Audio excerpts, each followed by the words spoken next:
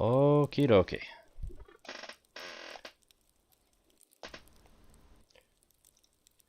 Hey y'all, welcome back to Fran the Man. Getting back into Stardew Valley today. And jump right into the random number generator. Got number 7. That is the running late. Can only leave the farm after 5 p.m. Well, that's just gross.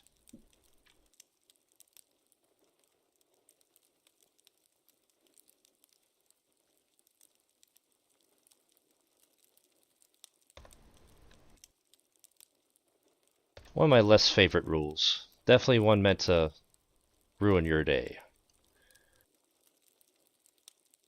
That thing. 2 more. We got 32. 32 is craftsman. Make 10 of anything in the crafting menu before the week ends. That should be simple enough. We got resources for things. So trying to make things I actually need versus just using resources for the sake of using resources. There's 2 different things. Granted, mind you, this was all made like at the very beginning of the game when crafting was actually difficult.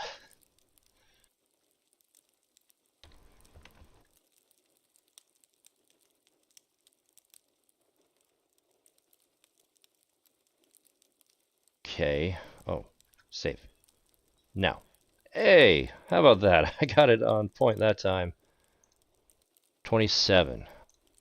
Last one's 27. Classified. Oh man. I actually kind of hoped I would get this one a little more often. Says, I have to tell a sea story for at least 30 seconds before starting each day.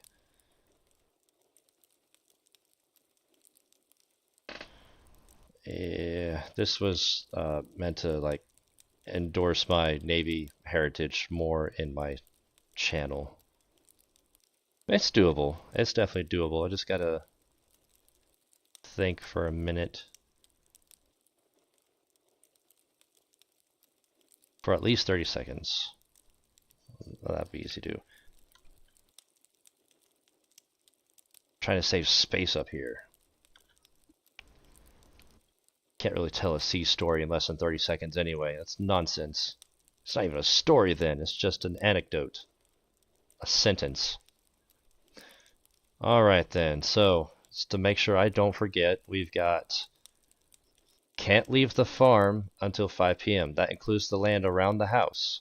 So I could go outside and do all the things, the animals and whatnot, but I just can't go outside the boundary of the property. And this extends to the island farm as well.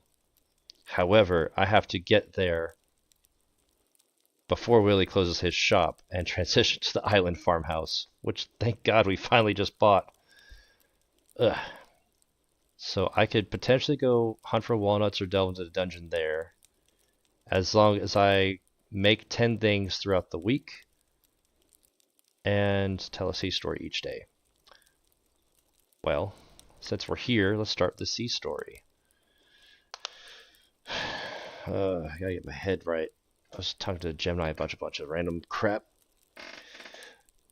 Do y'all ever do that? Just talk to the AI about some nonsense that's popped into your head, like, hey, what would you do to take over the world? Or, oh, I ask a lot of like philosophy and science stuff. I have a really long drive from work. I get bored, so I'm still stuck on the science stuff. I need to think what I did in the service.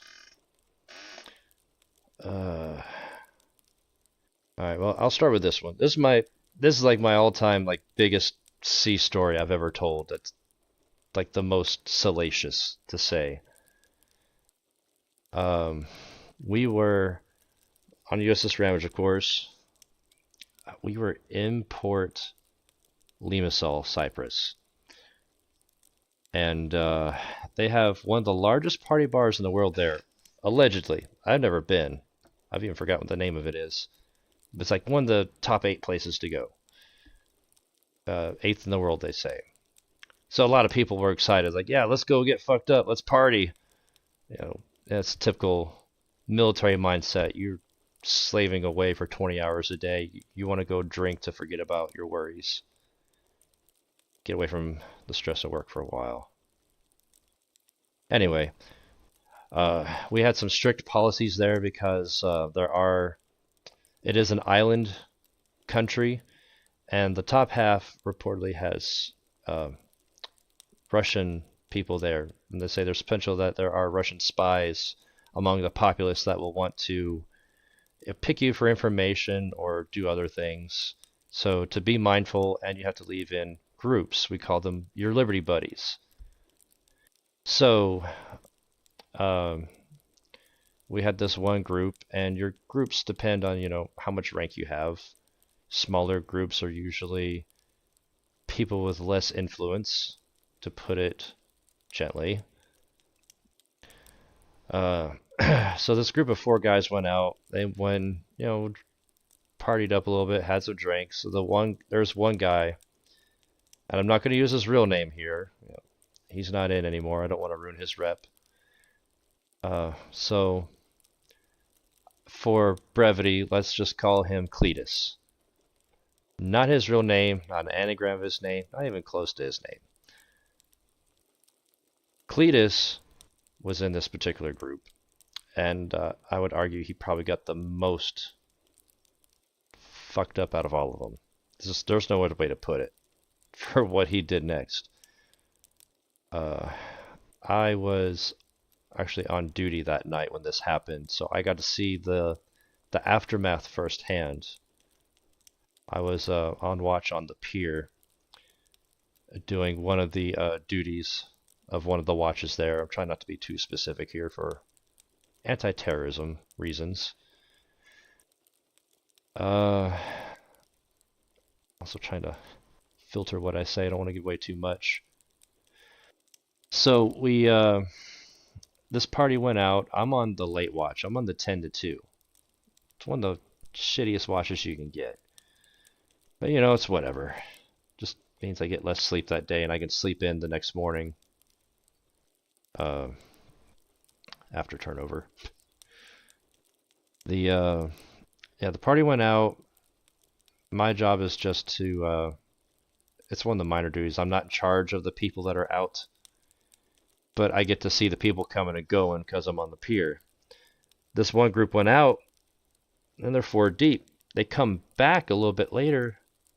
There's only 3 of them. It's like, okay, that's interesting. Where'd the one guy go? And reportedly, he got so wasted he just took off.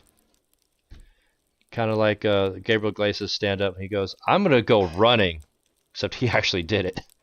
He just hauled ass, just gone, left his party behind.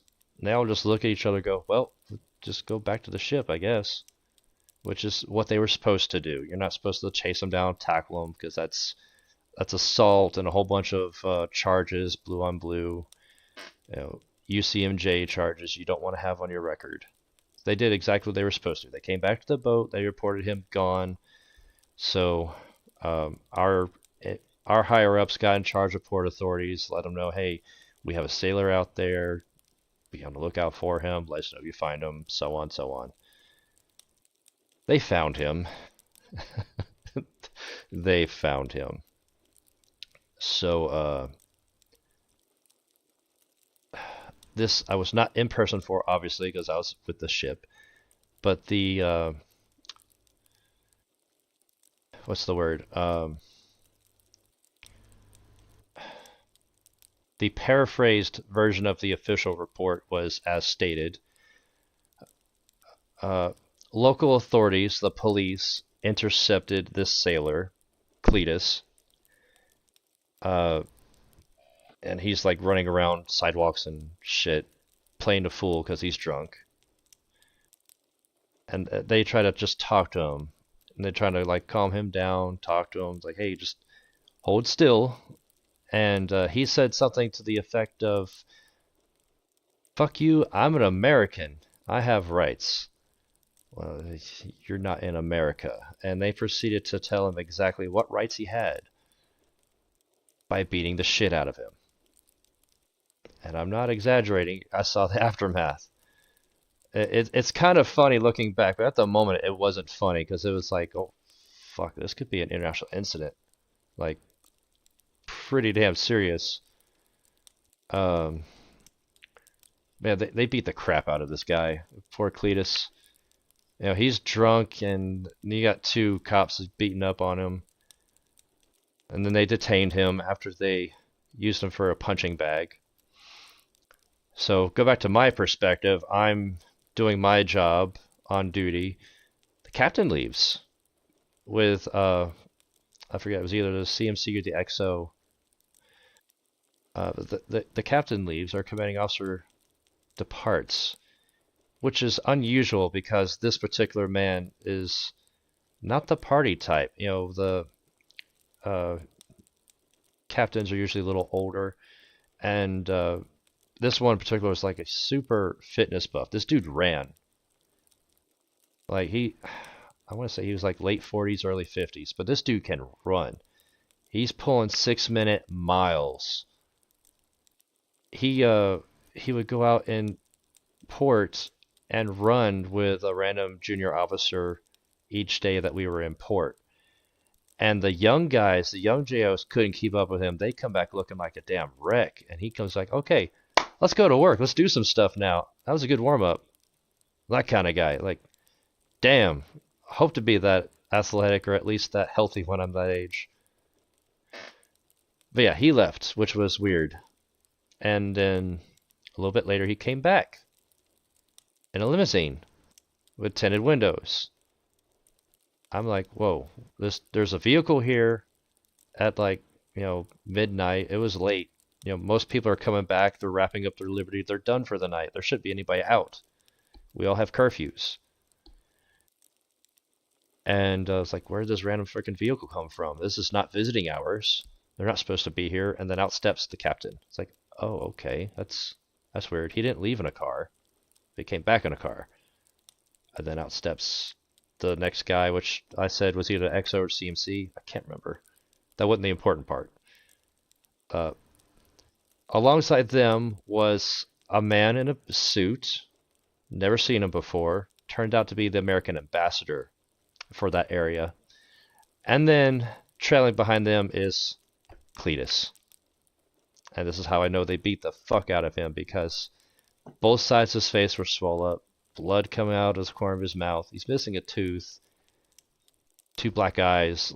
Dude looked haggard, on top of being drunk. Needless to say, or at the very least, dude had a rough night. He looked like shit.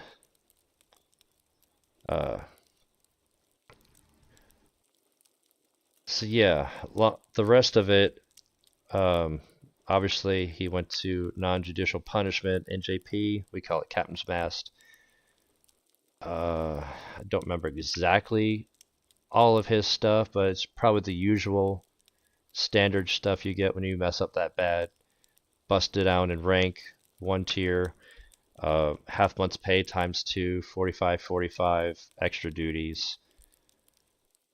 And then he was also told, you're going home when we get home. That he was not allowed to re-enlist. In fact, he was told you're getting out. So he was actually in my transition class. They call it TAPS. Transfer something processing. I don't remember. You know how the military likes their acronyms. Or if you don't know, they do. They got an acronym for freaking everything. Yeah, that's how I found out he was getting out. He was apparently told not to re-enlist. And I was also one of the duty master at arms for my command, so I got to do some of his supervisory duties as a restricted person. So fashion shows, cleaning, painting, all that fun stuff at the late hours when everybody's resting or going to sleep on a duty night. So not fun for me or him. That's my own fault. I signed up for being a duty MA. Wanted collateral duties, wanted to stand out. Well, yeah. That's another story for another time. And that's a story of Cletus and the international incident he could have caused in Limassol. And codename Cletus, if you're watching this, hope you're doing well, man. You know, hope you're doing better than you had that night. Anyway, now that the story's done, let's start the day and the week. We're in the 3rd week of summer. We got Sam's birthday, Demetrius, booksellers here on Thursday. If I got the spare cash, I might go ahead and buy a few books to try and speed up my mastery, because we're almost mastery level 3. Got the Trout Derby here too, but I'm not really worried about that. There's really nothing there that's terribly attractive to what I need right now in this stage of the game. Coffee. Speed.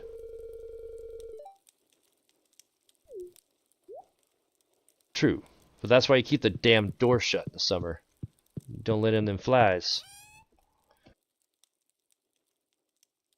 Or you get one of those salt guns.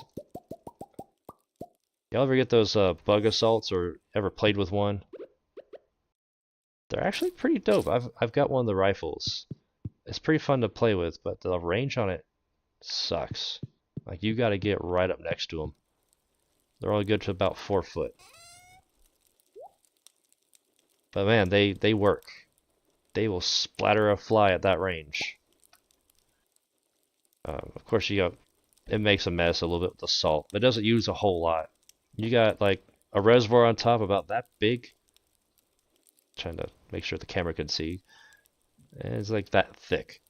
There's not a whole lot of salt in it realistically, but it's enough that gets the job done, and it lasts for a few shots. Where did I put the fish? That's where the cockle goes. Great. Had a little difficulty talking and walking at the same time today. Let's do some void mayonnaise, and I need milk as well. And one of those.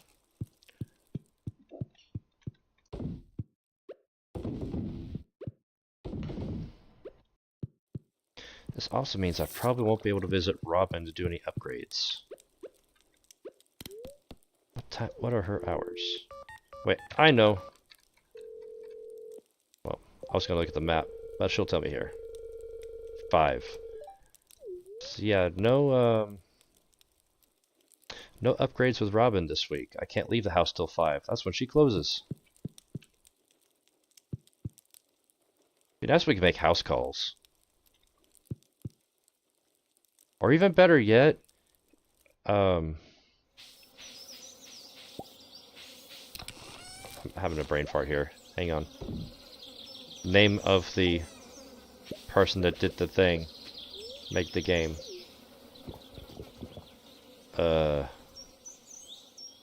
Concerned Ape. Hey, Concerned Ape. Idea for a minor update. Give us a manual or a book like Marnie has, where we can access the store even when Robin's not at her house. Because, annoyingly enough, and Clint too, annoyingly enough, they're both not there. With the newer schedules, they seem to roam around a lot more. So it'd be nice, you know, to have that little bit of accessibility where we're not relying so hard on them actually physically being there when their schedules are hectic. At least they're more so than Marnie. Marnie, she walks around town a bit, but arguably I would say she's in her house more than the other two are.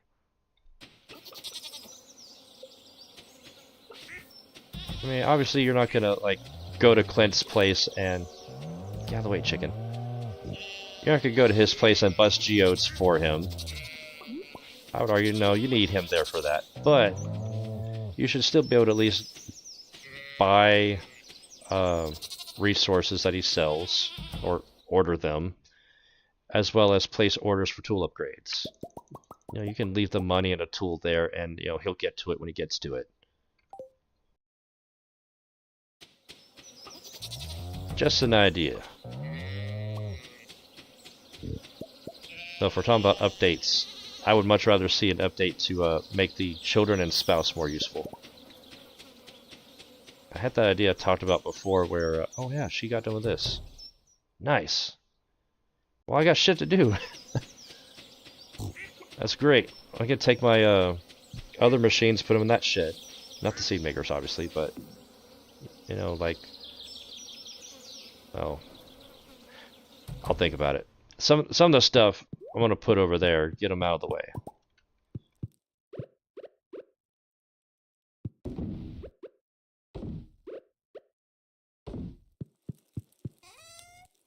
Yeah. Milk, eggs, huevos, fruit. And the mayonnaise goes over here. Oh, shit.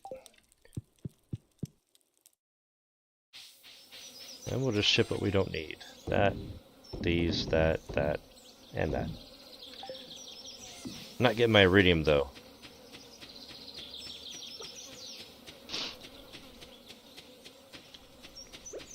Dang it, I don't have my scythe.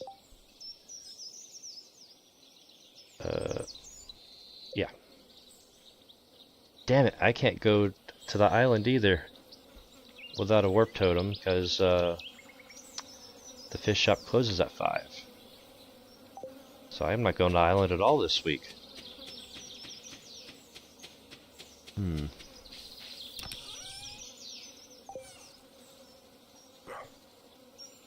No, that wouldn't work.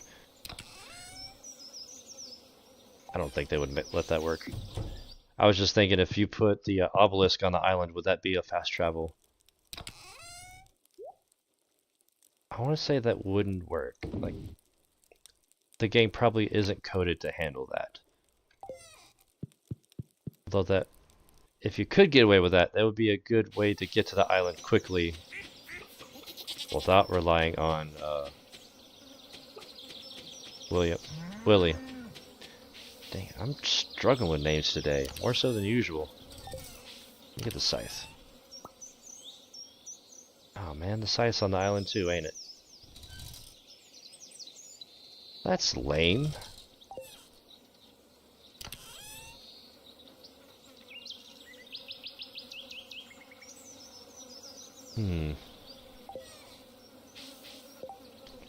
So mastery. Oh yeah, I need to look at this too. I think we had a couple of people we need to hunt down. The dwarf. Oh, that was it. Oh, and Leo, but he's on the island. Yeah, we already maxed out Jazz's friendship, so we got one person left in the valley. Besides the spouse. I should probably give her something too before I forget. I'll just leave the grass alone until I get the iridium scythe. Get a... per volume, you get better results on your hay that way.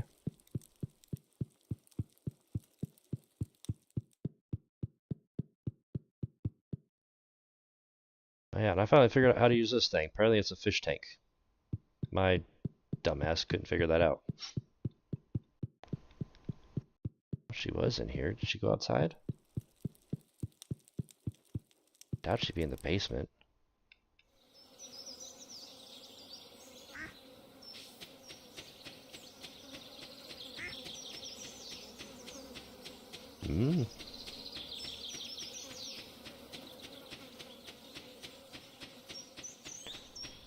Wow. Oh yeah, we had a storm last week.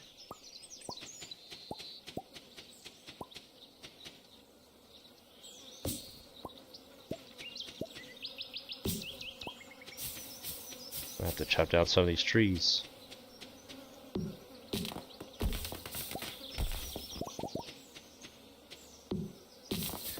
Speaking of which, we could probably do some resource grinding too, since we gotta hang out on the farm. We're not gonna have a lot of time to go out and do anything too extravagant. That's definitely a pine tree. Go check out the forest we made over in the train station. There's bound to be some more trees we can harvest by now.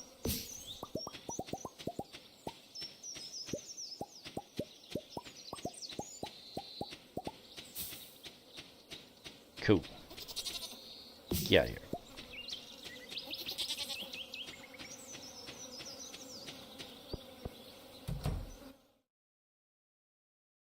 Alright, Alright, looks like all of our ancient fruit is fully grown.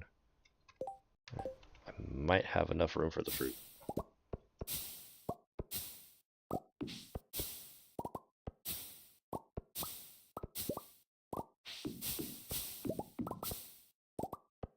And we got a mango tree. That probably won't be ready till next month. Takes 28 days for those to come to maturity. Oh hey, we got all the jams and jellies.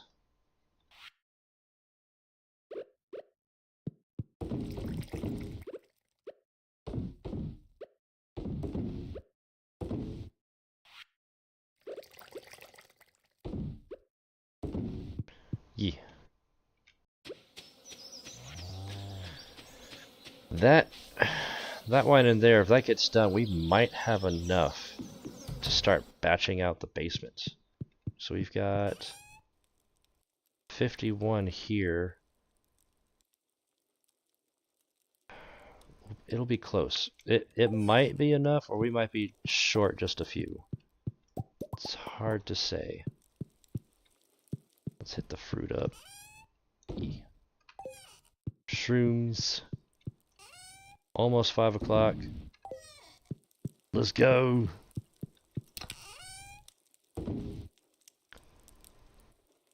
Cool. Sell these seeds, sell those, and let's look at the crafty thing. Let's see if there's anything I can make that I haven't made for the sake of getting the perfection done. Like this, I haven't made yet. There's one.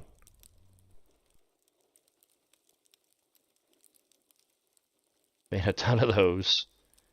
I need a lot more of these, but I want to shore up.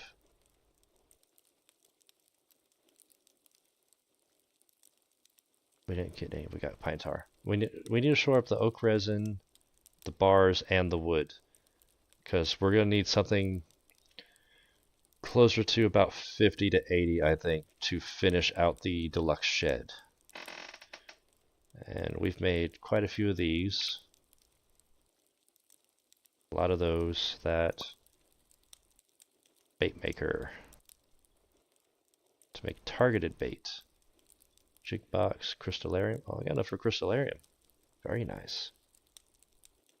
Let's start over here. Try to do this methodically. I actually got some good fiber. Nice. I thought about putting one of these over on the pier on the beach. That way I've got a daily dose of bait, and you can use those to interchange to the crab pots you keep there for lobsters and stuff like that. I don't know. I'll leave it on the back burner for now. I don't want to burn through my moss too quickly because that's already like 50 fiber. Well, I got plenty of moss, but I'm trying to be mindful of my resources. One of each kind of jelly for the steamer or the smoker. I definitely need that. I haven't made a bait maker yet. There's 2. Have not made an incubator yet. Well, let's do it. Heck with it. There's 3. That. Let's go get the jellies. Where the heck is Haley? Where'd she go?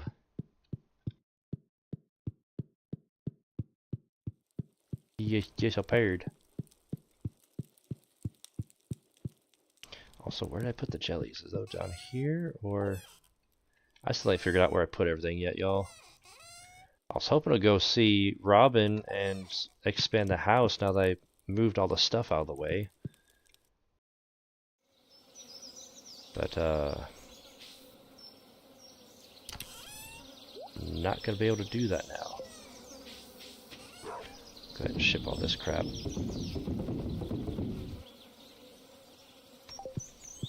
Alright, jellies. We got just enough, and that'll give us another smoker.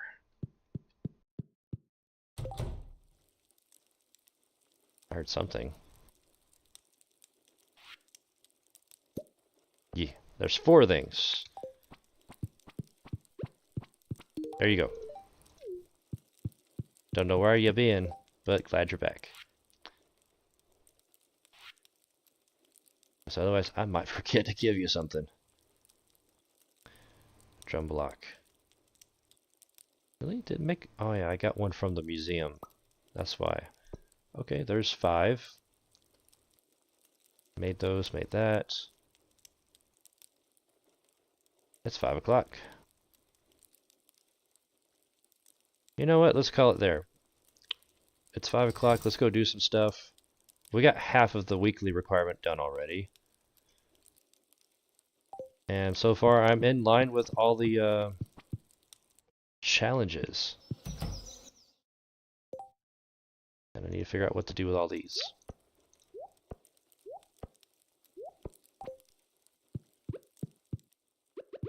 This is obviously going to go in the kitchen. And this other stuff probably going to throw in here. These decorations and all that crap. Bait maker I'll probably just throw down outside along with the other thing.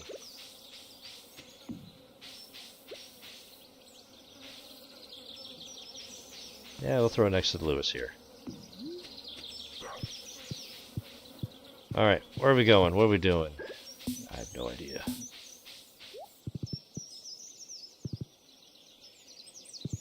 We can go see Dwarf and give him a gift.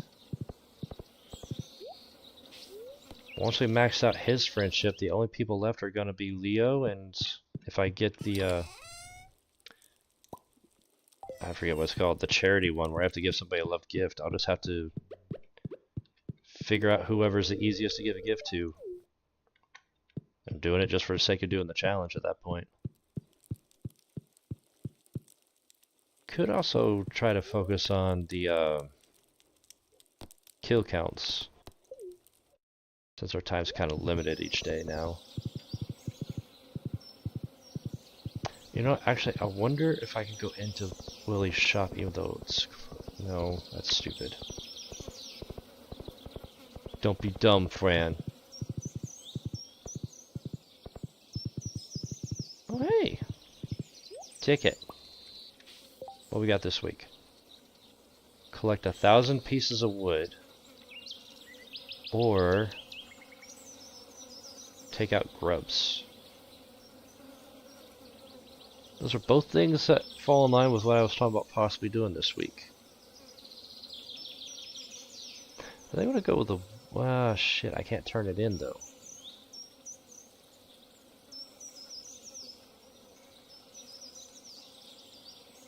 Well, technically I can't turn either one in.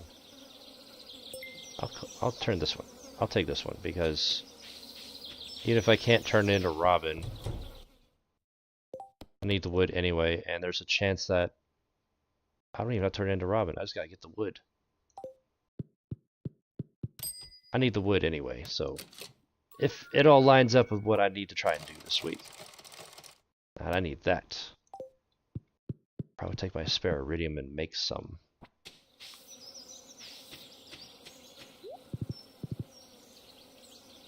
It's loaded with treasure. It's such a good price. Coral. Nice. Oh, I got a book. Combat experience. Cool. I will take that. How are we looking? Oh, we're really close. I got less than 500 to go to get to Mastery 3. And then I can get the deluxe furnace that'll let me smelt bars faster. And that was one of the things I also need to try and get done next. Hello. Yep. You can at least leave the door open so I can prompt you to drive me over to the island. If I'm gonna be doing some of the bigger things on the island, I need to secure a way to travel back and forth reliably anyway. That's gonna make the title of this live stream a little misleading too, because the ultimate cash crop was gonna be the honey. I estimate that this week we should be getting the first batch of fairy rose honey, which would have given us a huge cash boon. I mean huge. I'm about to find a clever way to make this work. I'm not even sure how to get the damn warp totem for the island. So I don't have the recipe. At least I don't think I do. I should give us a little chunk of money.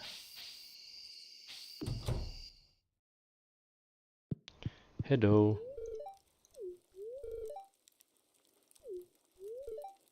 You got 2 dogs here with you. They'll take care of you. Yes. Hey, good boys. Although sometimes they misbehave. Yeah, no, I don't have... I do have the island... Oh, takes ginger and dragon tooth. Yeah, fat chance of that. But I do have the warp totem for the island, so... The next time we get to the island, that's another priority. I'm gonna have to... craft a few of these somehow. Oh well, we'll save the rest of this for tomorrow. Since there ain't much else to do. If we got a couple hours till it gets late. Let's go see what the mines look like. I imagine there's at least a few Monster Hunter goals we can try and knock out in the short time we got. That one. That and there's fishing. I've got fish I need to catch, but I'm not sure what season they're in.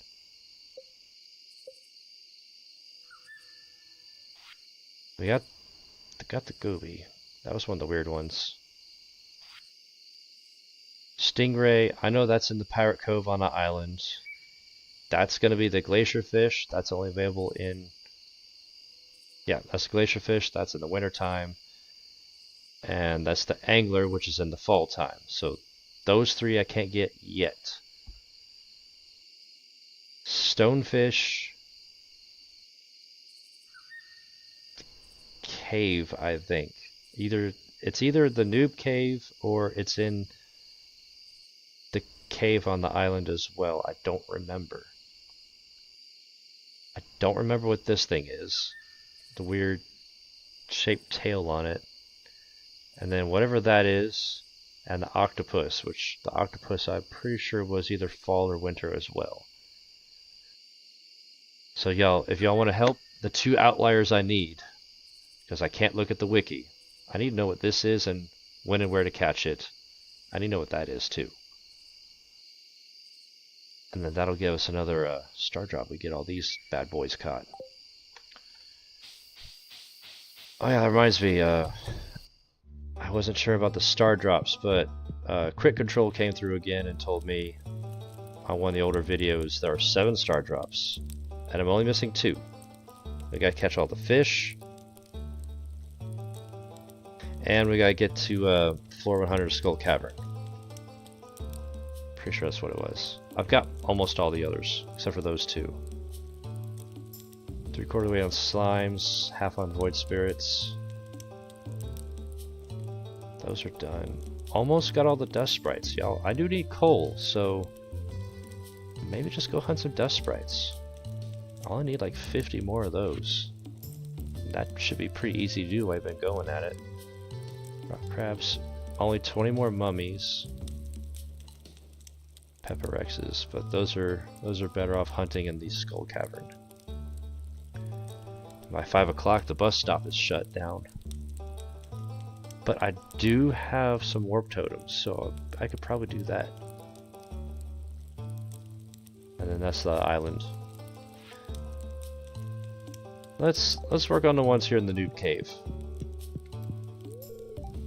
Yeah, just make sure I got all the stuff from Mr. Gill already. Death Sprite should be pretty straightforward. I've been going at them pretty hard trying to get coal. You never have enough coal.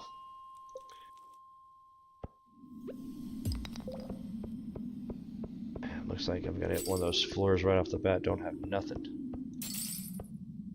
You slimes and a bat. To heck with that. Alright. Multiples of 10, it's just a land room.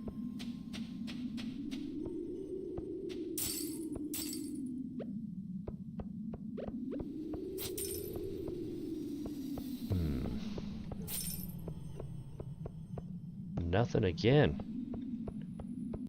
What the hell? Let's go higher. 65. Give me something good. Don't even have any gem veins. Dang. Now we're rapidly losing time. 75. Freaking slime, which I should probably just go ahead and kill them too, because I do need those. I'd rather hunt them here than try and take out a whole bunch of tiger slimes on the island. Those guys hit hard. Now in Void Spirit territory. There's a Void Spirit. Some's better than none. Heck with it. Wait, what was that? Oh, I thought that was a gem node. Well, let's get out of here.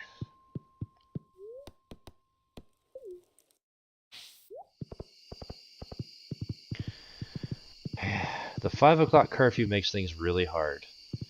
You're less social and you're just doing stuff.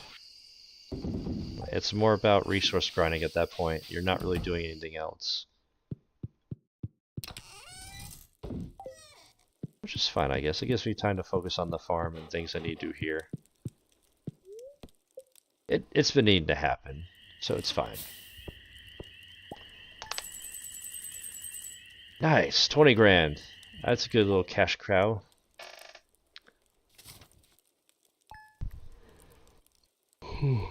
Excuse me. Right, Thursday.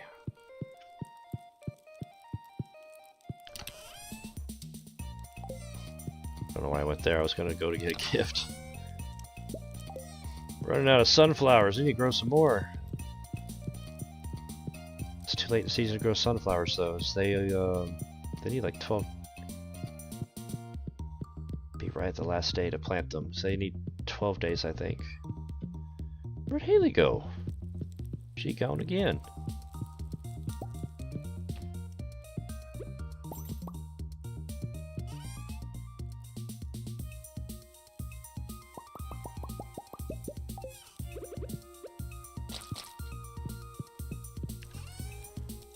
Get the goat milk and duck eggs. Duck mayonnaise is good monies.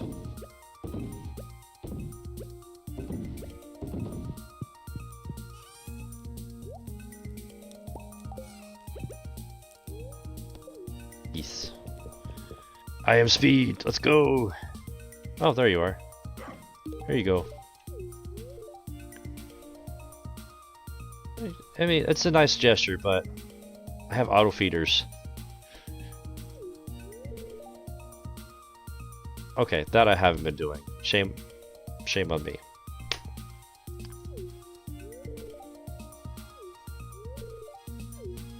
There we go. Supposedly, hugging them every day helps with their friendship levels. Alright, need to do that one. Yeah, that one. So, another sea story. Talking about international incidents, maybe think of another one my ship had. But this was prior to my time on the boat. So, on board USS Ramage, the previous deployment, which would have been 2009 to 2010, I think? Or maybe it was 10 to 11. I didn't get there till 2012. But we do these postures where you're in different conditions. You have to arm up to be ready for, you know, anything that might happen, anti-terrorism stuff. Because, you know, people take advantage of easy opportunity, easy targets, opportunistic targets, targets of opportunity, however you want to say it. So that includes areas where the land is a lot closer, you know, going through straits, small channels, things like that. You know, you can't turn, you can't maneuver as you could in the open ocean. It's a big ass boat and it's barely scraping the bottom. So while we're doing straight transits, we'll have a lot of extra stuff out. There's more eyes out doing different stuff. I'm not going to be specific because, again, anti-terrorism. But for those that are or were in the military, we have, you know, the M2 HB 50 cals posted up everywhere. There's a bunch of posts for those, and there's also some choice places where we can mount like actual shipboard mounts for the M240, or it's a 7.62 by 59 automatic rifle. I don't know what the other branches call it, but we just call it the M240. The specific notation is M240 November. The difference is like the gas regulator is a little different between branches. Anyway, that's not important. We have places where we mount these up, or they have their own bipods. We can take them virtually wherever. And it's a whole nother deterrent, because these things will chew through some ammo, let me tell you. It's not as loud and humbling as a 50 cal, but they'll still get the job done. The problem with the 240 is they're way more dangerous than the 50. I mean, 50 is dangerous enough. You don't do headspace and timing. It could blow up in the chamber and rip your face off, put a hole in your chest. It's dangerous in its own way. What makes the 240 dangerous is that it's an open bolt weapon, meaning that it fires from the bolt being all the way to the rear. If you know anything about basic gun mechanics, you have the bolt, which has the firing pin. It's your whole firing mechanism internal to the weapon. And the bolt, when you squeeze the trigger, releases the firing pin and hits the primer, sends the projectile down range. Most of your rifles today operate from a closed bolt position, meaning that it strips the projectile from the mag or the chain and sends it into the chamber and cams it shut. It contains the explosion in the barrel. And then you pull the trigger to release the firing pin and set it off. That's how your standard rifle does it. 240s, they operate the same order of operations, but when you squeeze the trigger, the bolt is back here. So it releases, strips, cams, and then fires all in one more fluid motion. And that explosion sends the bolt back. This is true for most rifles. It sends it back. That recoil resets it for the next one. What makes them dangerous is the 240s are more likely to have runaway because it's always primed. There's always a spring tension on it when it's ready to fire that next one. And when the ship was going through the straits, passing by Portugal, they had that happen. They did an ND, inland. They didn't do it, inland. They were on the boat. They fired onto the land by accident. This was actual international incident that happens. It had to be documented. There was a whole bunch of stuff. Like, this is like one of the worst things you can do is to release munitions when you're not supposed to. There's a whole shitstorm that can happen because of this. It was an accident from what I do recall of the incident. It wasn't intentional by any means. It was just someone was inexperienced and not well trained, or I would say not thoroughly trained. It wasn't their fault, but more training had to be done, and one team, one fight. Everybody had to be retrained. When one goes, we all go kind of mentality. Gotta love that about the military. But yeah, it's an interesting situation. I'm glad it wasn't a part of, but it definitely would have been really tense to be a part of. And we have that worry every time we do a straights transit. We try to not use a 240 a whole lot because that has potential to happen. but at the same time, excuse me, it's not entirely up to us, if that makes sense. There are higher ups that dictate random measures we have to enforce that are external of the boat that tell us what we can and can't do on certain situations, certain days of the week. It's random. That's why they're called random anti-terrorism measures. Because even we don't know what we're doing half the time. So if we don't know what we're doing, the terrorists won't.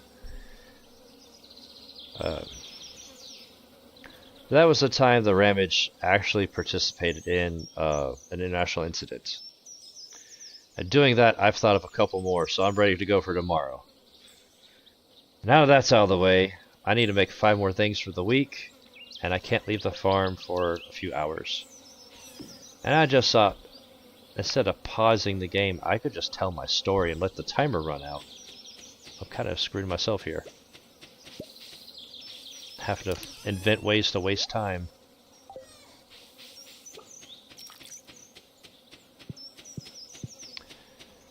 Let's check on the stuff. I'm just waiting for this to get done. I'm looking forward to it. I'll give the fruit trees a couple of days. At some point we need to get Robin down here to expand that shed and make a deluxe shed. So what I would like to do as a backup routine cash flow would be to make more of the crystallariums and fill another shed, or mostly fill another shed with crystallariums. That would get them all. That would give us not as much money as the honey would get, but it would be a close second. Because you could fill the crystallariums with diamonds, and as they make diamonds, you just fill the newer crystallariums with the ones artificially produced. Until you have, I forget what it was, 160, 180,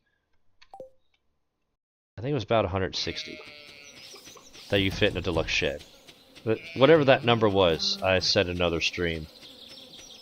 Diamonds, it's just not as much, because the diamonds sell for 700 with the gem expert thing. Sell that because it's small milk. I don't remember anymore. But you know, it's once a week legitimately versus the honey, which is potentially twice a week. And at the same time, it'll give us another short-term in monetary investment, or return on investment, I should say, where you're making that money back.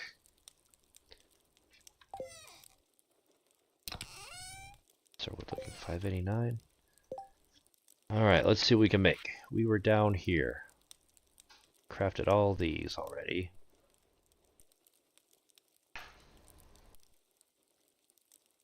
Naturally, I've made all the explosives, because those help out a lot.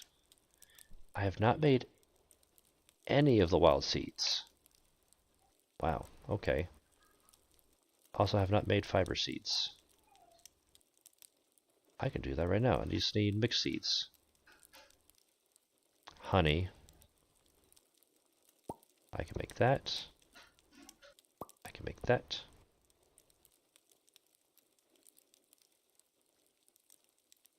Dragon teeth's gonna be hard. Those things are a rare drop. I can make a rain totem. I think I got truffle oil. If not, I've got truffles. I need to have one in that machine right now. Shoot fire. Let's see what we got. I got truffle oil. What was the other thing I needed? I not remember.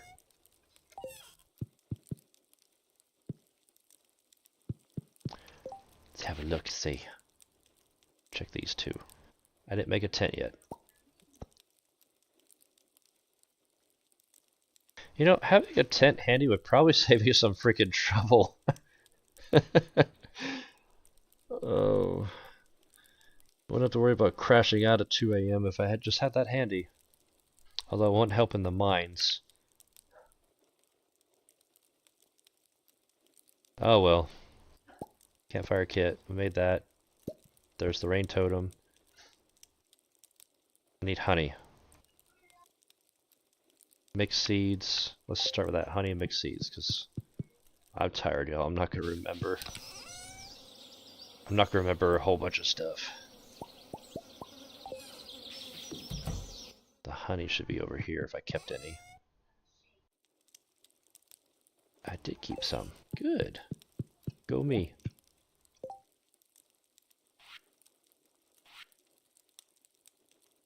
Fiber seeds.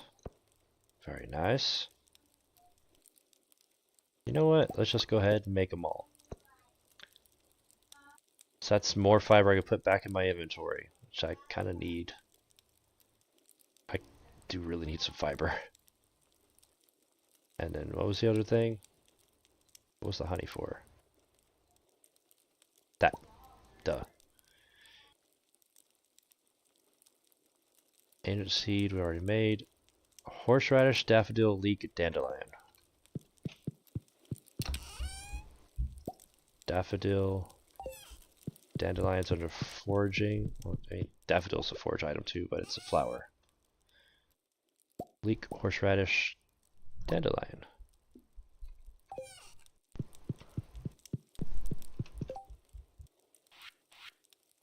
Yeah.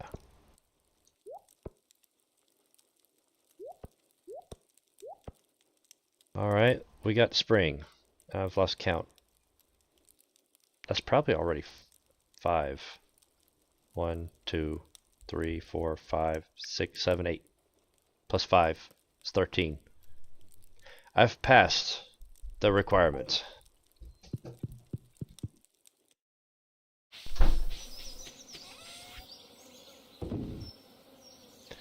And I don't need... I'll keep the rain totem. I might need it. I'll hang on to those two. What the heck? Put them in here. Never know, might come in handy on the island or if I go to the desert. Oh man. Y'all hear that? My neck is all jacked up.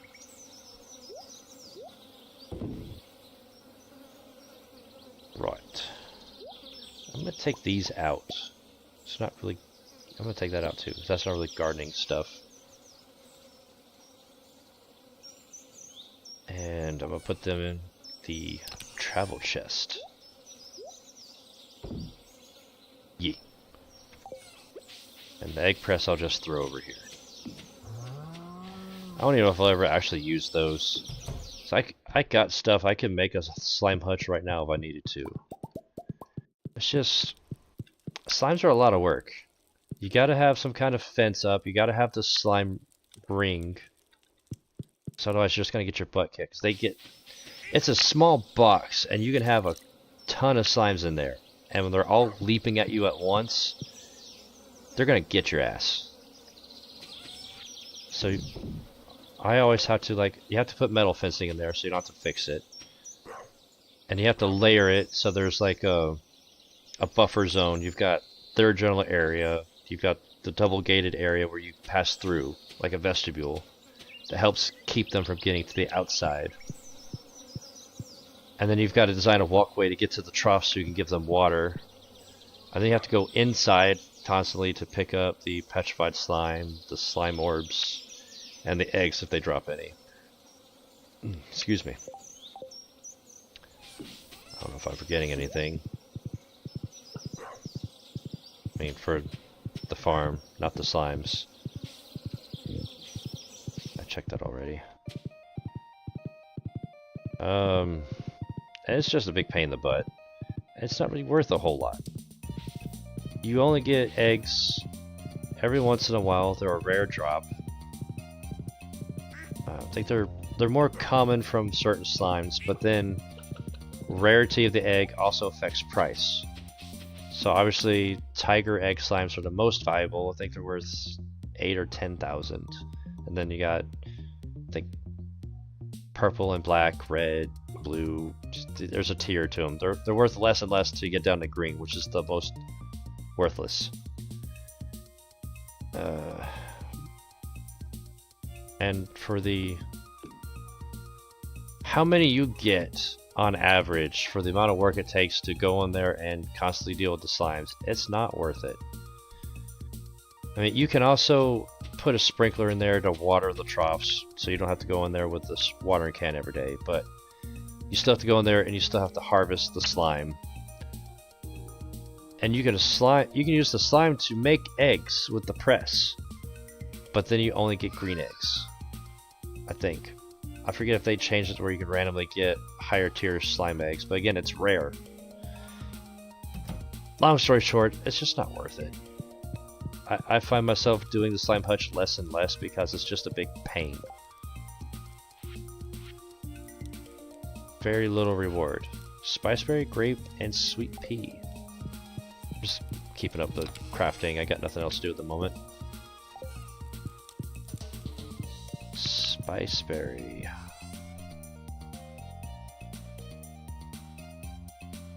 There it is. Grapes. Grapes are also fruits. That would be in here too. Yeah. Summer seeds. That was spring. Excuse me. Let's see. Common shroom, plum, hazelnut, blackberry. So 2 of those are going to be down here. Do not have a lot of hazelnuts.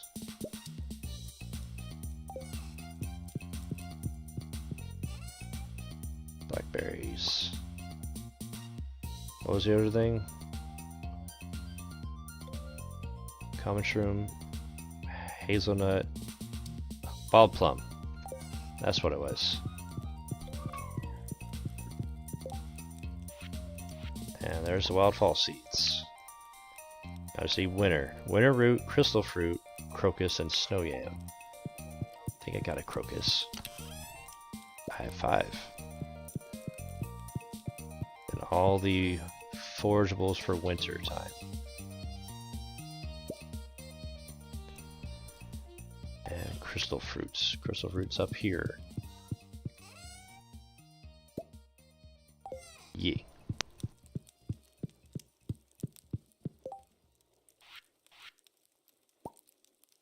Nice. Oh, because I have the wild seeds. Tea's not really worth it either.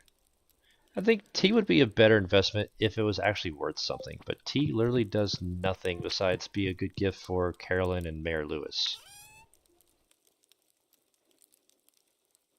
It gives you plus an additional half point of speed. Increases energy for 4 minutes and only gives 13 energy and 5 health. Which is okay, I guess, but coffee gives you a full 1 point of speed. Or triple espresso, full 1 point with more health and energy. And lasts way longer. It'd be cool if green tea did something a little different or actually had a benefit that was worthwhile. Alright, let's see what else we got. Statue. Oh, I forgot I had that. That's gonna be tough. I got the sap and stone. Those are the easy ones. Fiber is gonna be harder to pull off. You need 1,000 fiber. And then 333 moss. Which is also doable with the amount of trees we got. But they're easier to harvest with the scythe, which I don't have. Pumpkin and a torch for a jack-o'-lantern. And then all the flooring.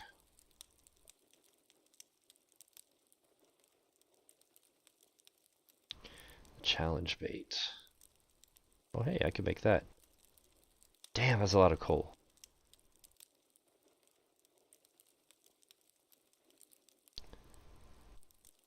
I have not made wild bait yet. Let's fix that. Challenge bait, bone fragment, and moss. If you can pull this off, this is worth it to use. But it's a double-edged sword.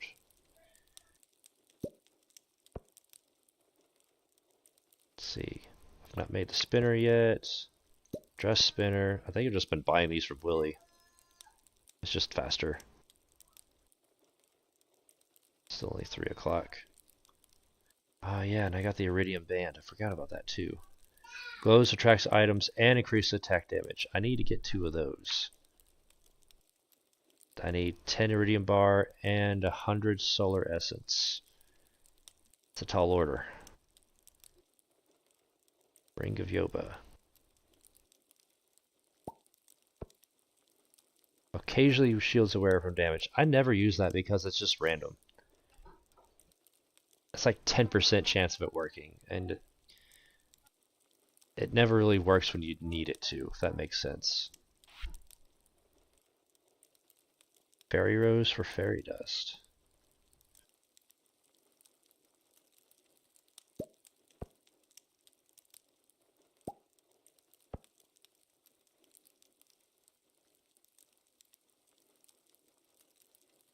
Let's do that. I got some Fairy Roses.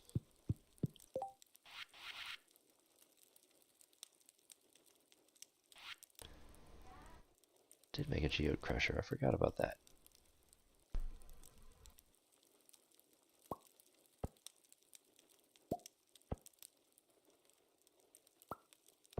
Just making one of everything while I can.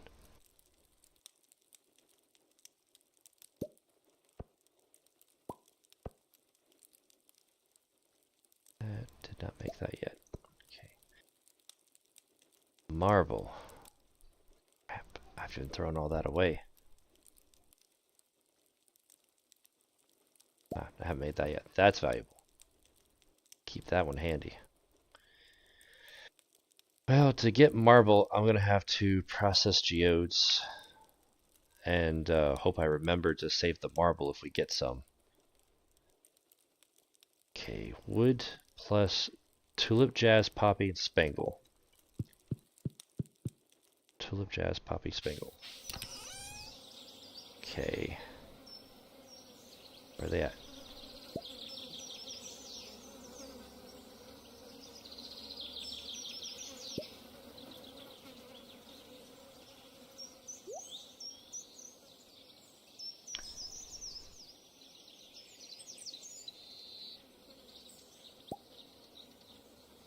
Where are they all at? Tulip, jazz, poppy, spangle. There's the poppy seeds. There's the blue jazz.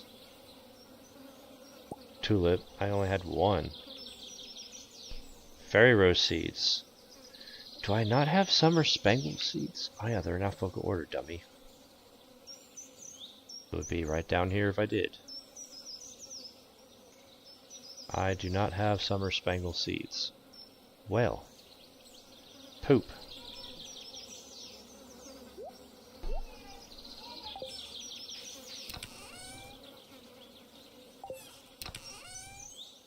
That's unfortunate. I guess, okay, it's not picking them up. At least I don't think it is. I don't know if y'all can hear that. My niece is being loud in the background. It's all good, though. She's just trying to play for bedtime. Just gotta plant the, weeds right here. Right, you know what? I got sprinklers. I might need to water them. So, yeah, that would make sense. Of course you have to water seeds, dummy. It's gonna be weird seeing fibers growing in a tight clump like that, though.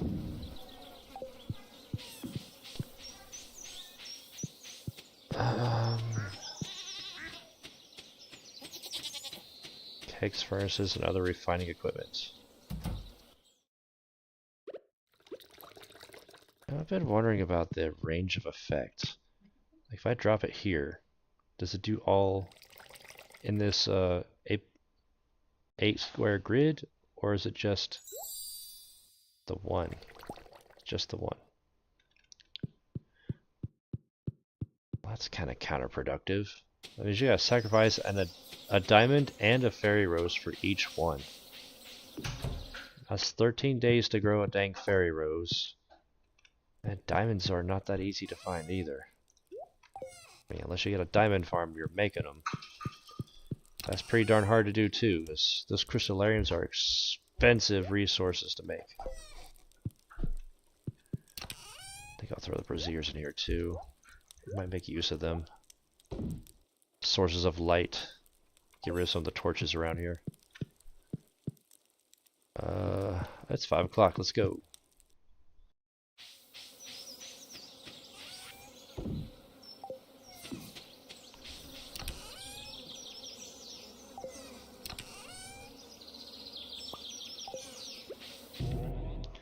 Yeet.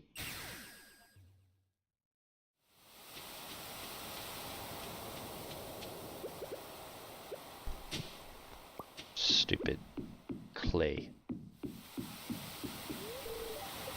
It was worth a shot. Oh, rainbow shell. I'll take that.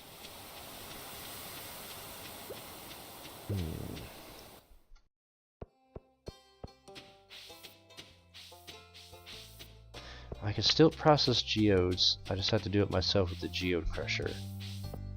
But I don't remember if it needs something else. Stone crabs.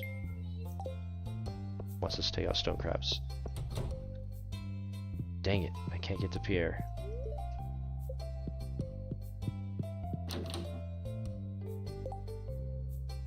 Yeah. 5 p.m. I can't do much of anything. I don't think there's anywhere else I can get summer spangle seeds either.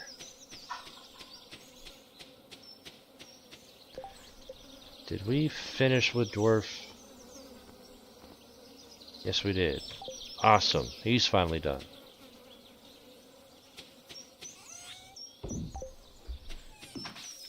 Just came back for the horse.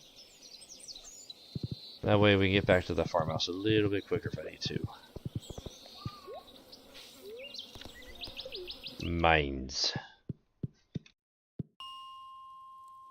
Do the same thing again. See if we can't find some. At this point, I'll just take anything. Not worry about the bats. I really want the dust sprites.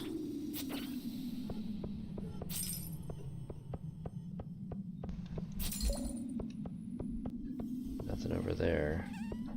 I hear more. Where are you at? Come here. Nice, we got 4 on this one level alone. Now we just gotta get another 56-ish. I think it was just a little bit over 50 we had to get. But getting the dust sprites out of the way is like one of the biggest hurdles on the Monster Hunter goals. Because I mean, each floor you don't really get that many. I've never seen more than 7 at once. And that's like on a really big floor. Not even here. It was like later on, I think.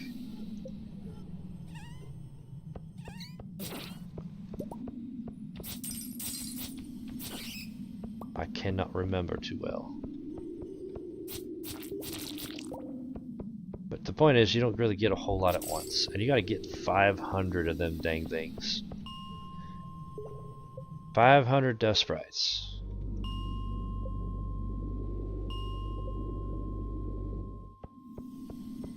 It's a tall order.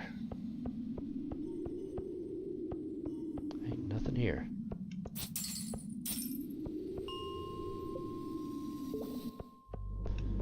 Void spirits then. Let's go. Nothing here. Y'all, what the heck?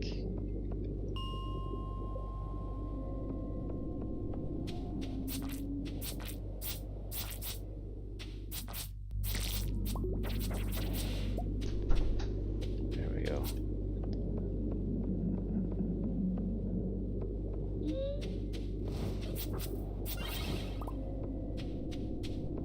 Oh yeah, I forgot. They can drop solar essence too. Let's good, because we're going to be needing some.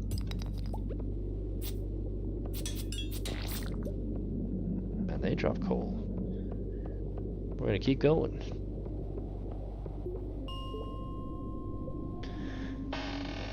All right.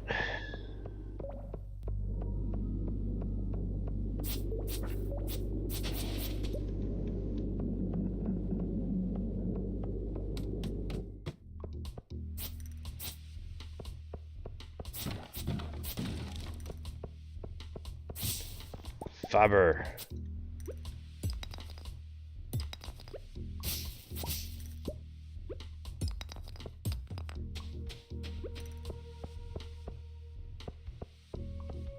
Hey, Ruby.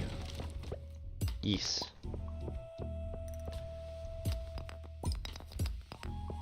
I don't have any monsters here. What the heck? There's some gold, but I'm not worried about gold right now. I need coal and iridium.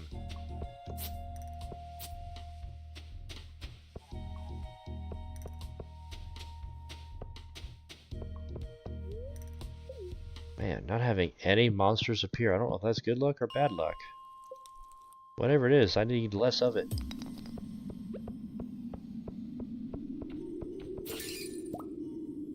Oh, sweet. We got mastery level 3 now, y'all. Hell yeah.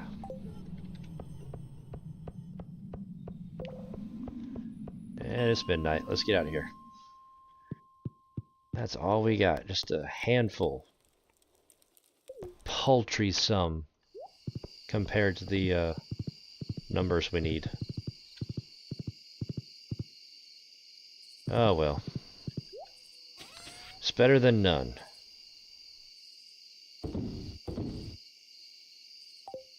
I'll keep the rest because I need the rest.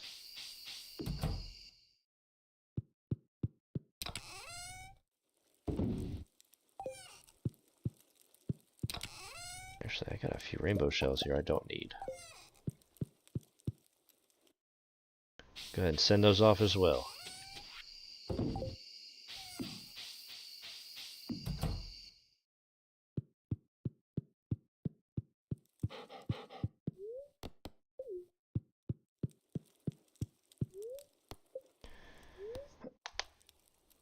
Oh, it's that time already? Should we have up, Bobby? Well, there is a crib. Let's do it.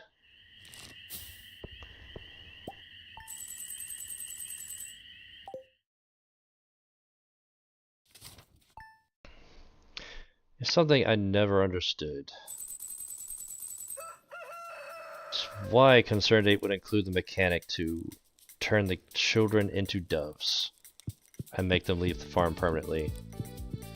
Likewise, turning your pets into butterflies and sending them away. Like, mechanically, I understand there's a point to it if you just want to restructure stuff or move stuff around, but I mean, from a fundamental perspective, it's pretty fucked up.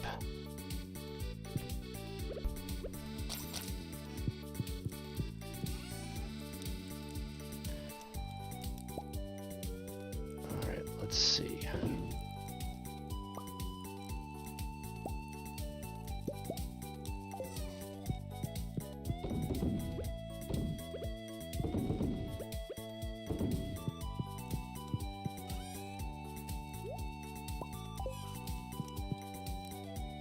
Let me get a truffle.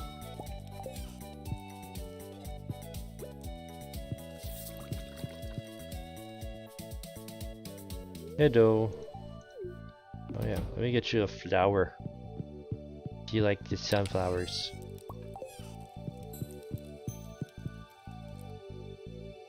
There you go. That's nice.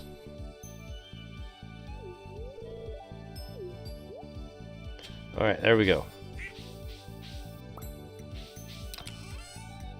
The weeds are growing. Got some iridium that I need to smelt. And it's story time. Let's see. I said I had a couple more, I already forgot one. But I did want to take a moment to talk about somebody important. Unfortunately, I never met this man personally, but he's worth mentioning, I think. So, one of my sponsors on board USS Ramage was supposed to be Fire Controlman First Class, Surface Warfare Fusilero. I always heard great things about this guy. Everybody really looked up to him. They called him Fusi for short. He was a good guy. I wish I had met him. I had a couple emails with him, but that was about it. And my sponsorship got passed on to, at the time, FC2 Christopher Green, who's now, well, Surface Warfare, of course, but now he's a senior chief. Green, if you see this, I hope you're doing well, sir. Fusilera went on to serve on a different boat. So you transfer periodically when you're in the Navy. You don't stay at the same command for very long, unless you get really lucky or unlucky, depending on your command. There are some special orders you can get that require you to stay at a certain command for longer, and they usually come with some incentives, but it's not common. Normally you rotate every 3 years or so. But yeah, Fusilero's time was up, and I was technically his replacement. He just didn't have time to turn over or train me, because I was fresh out of boot coming from Great Lakes. I didn't have a chance to train under him. Everybody talked about him, everybody loved him. But he went to serve on board another naval vessel on the west coast. He went from east to west, which also doesn't happen very often. I forget the name of that ship. It happened, God, like 12 years ago now. Maybe longer? I'll have to look it up on my phone. I kind of want to now, because I want to be specific here. Let's see. It was the name of the U.S. naval vessel that collided with, I think it was a Japanese tanker.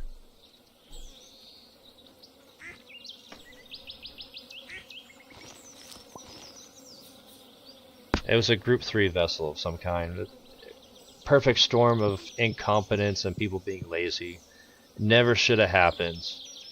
There's people on watch that weren't doing what they were supposed to be doing, or they're supposed to be on watch but weren't doing what they were supposed to be doing.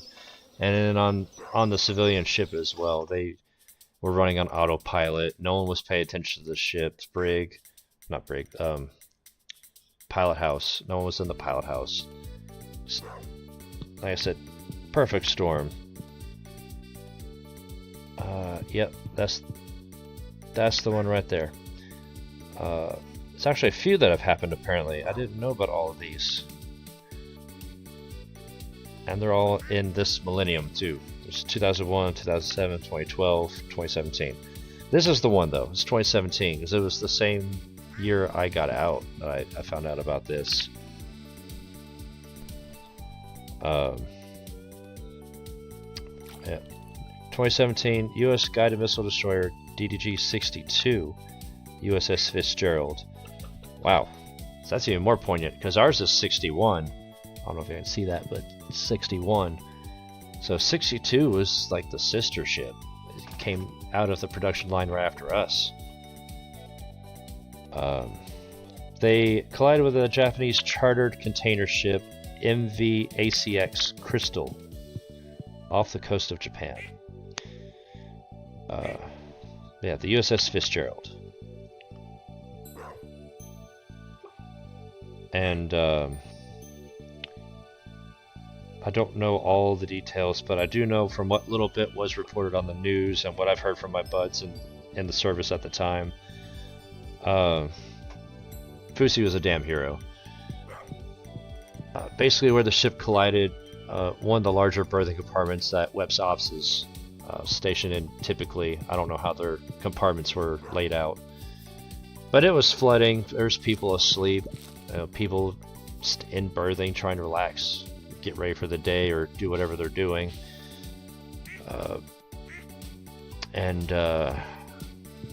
Obviously, if compartment's flooding, people are trying to get out. Fusi saved a few lives for. Eventually, they had to close the hatch, and he inevitably drowned. But I just want to take time to mention him, the honorable mention. Someone that, even if it was very, very brief, was somehow part of my life, and we had a common history with the Ramage. Just wish I had met the man before his time came. But, sir, I commend you. May you rest in peace.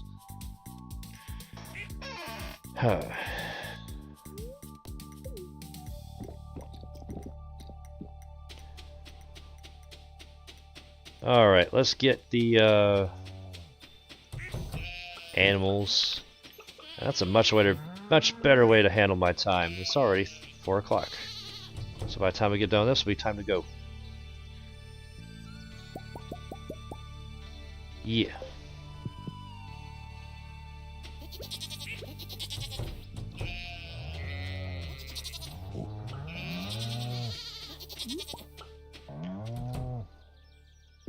What are you doing in here? Get your butt outside. May not be enough grass. Y'all are running dangerously low. That's kind of why I... Get out of the way, cow. That's why I planted the fiber seeds. And the lava eels have a mission for us. They want a dwarven scroll. Dwarf scroll 3. I don't keep those either. Where the hell am I going to get that? No ancient fruit yet. And this is still going. Well, I'll have to hope I get lucky in the mines then, I guess. Oh hey, mystery box. And a warp totem.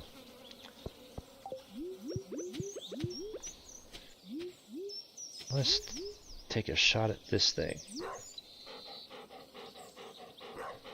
Oh, does it not work on mystery boxes? That's lame.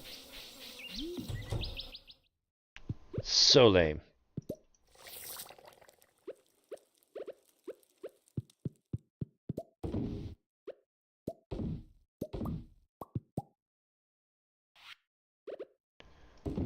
Goat milk.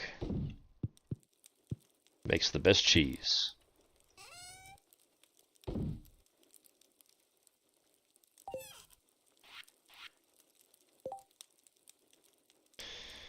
Yep. Got everything.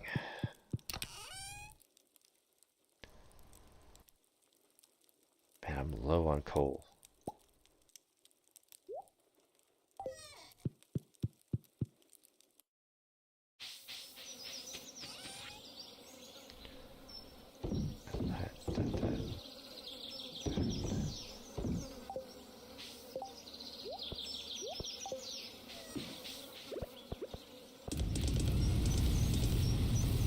Nice. Well, now it's after 5 o'clock, we can finally leave.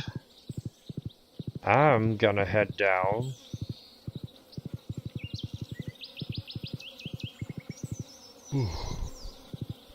Oh, I forgot about the raccoons. Dang, they got busy. Look at all of them. There's 3 over here, there's 2 over here. How many more y'all gonna have? Oh yeah, you needed magma geodes. Dang, we'll have to find some of those. I done forgot about that. I think there's still that tanuki looking thing down here that's wanting an eel. Really, I have to try to reskin ready this week. Really reluctant to give that guy my only eel. Yep, there he is. Oh, he wants grapes now. I can do grapes.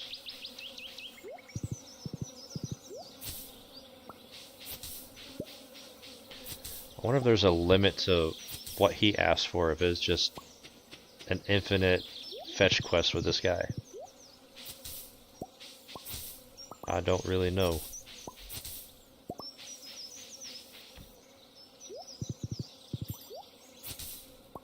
Yeah, like I said, while I'm here, I'm going to gather some moss. And the mastery room.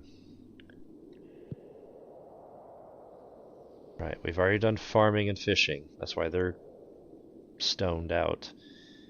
There's mining, combat, and foraging. Foraging gives us the treasure totem, which is nice if you need artifacts, because it'll make you spawn artifact spots. Excuse me. But then you're playing a total guess game. There's a huge drop list for those things, and they never give you exactly what you want unless you go through a whole bunch.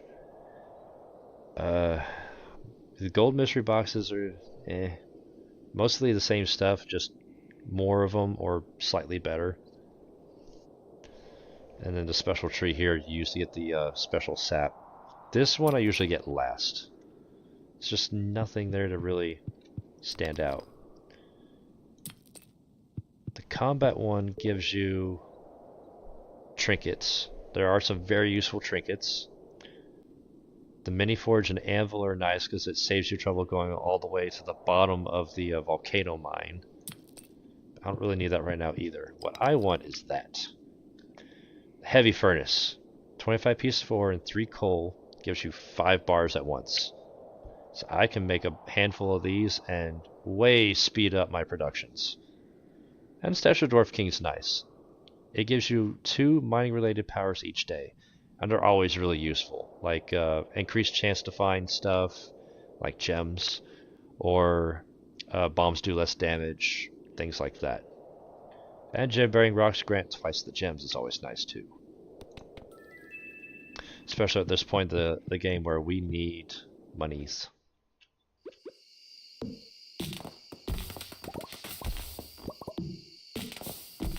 Alright. Before I get carried away, let's go get Doofus his grapes and see what else he wants.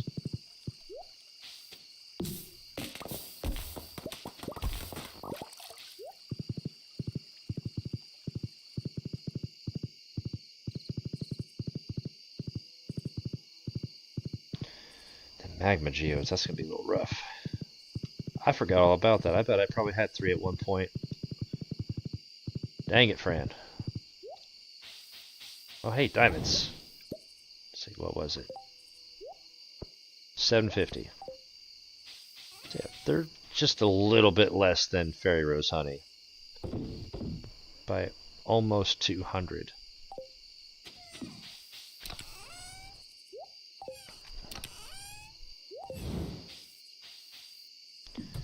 Grapes. Where's the grapes?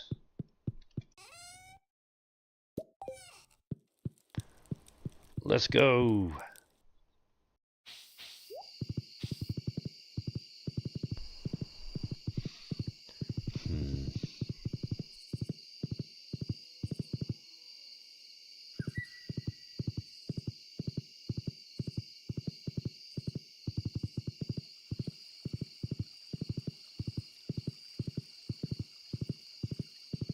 Trying to think where I could find some of the stuff I need. I need Dwarven Scrolls and Magma Geodes, which I could get in the mines.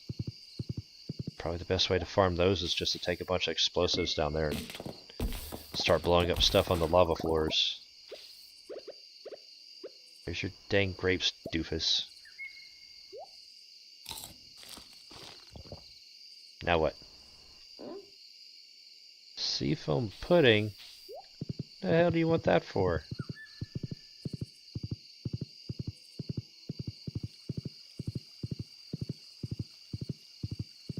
Not even sure if I can make that.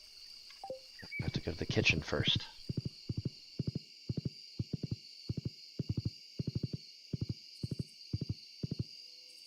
That's one of the hardest things to make, at least for me.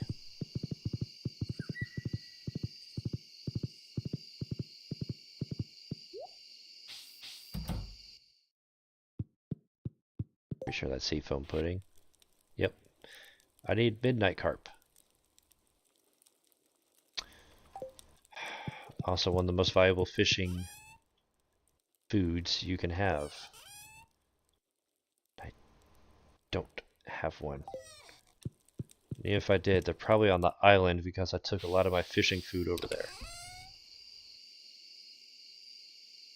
I don't have midnight carp.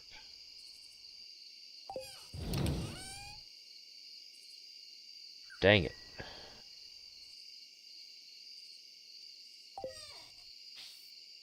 Cheeky jerk.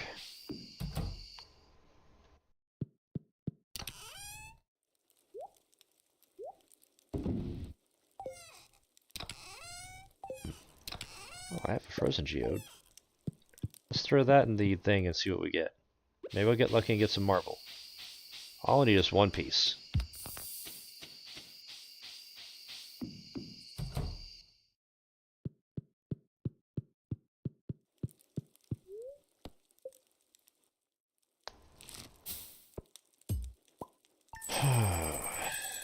I'm not even sure where I can get midnight carp.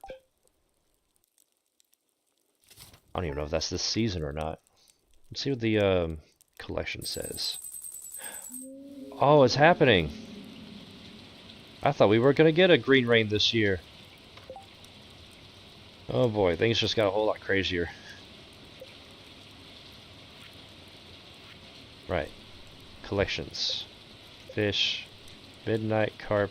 That's void salmon. There it is. Only feels comfortable at night, obviously.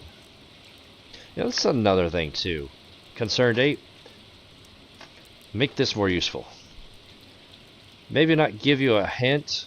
Let you, use the wiki or the community figure it out. But once you catch one, it'd be great if this told you where to catch them or what weather to catch them, because I know some of these you can only catch when it's raining or when it's not raining. So like, yeah, that's a neat little factoid about sturgeons, but it doesn't really help me catch them. Now, just a little bit, like, caught in the mountains, rain only, or can only catch midday or evening, nighttime. Oh yeah, the static. Somehow the rain causes green static on a TV. A tube TV at that. Those things don't get colored static. That's not how this works.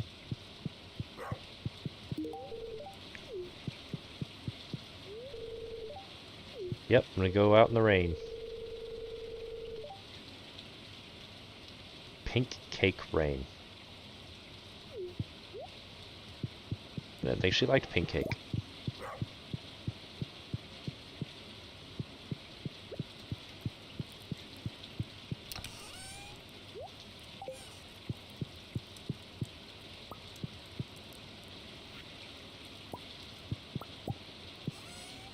Get mushrooms.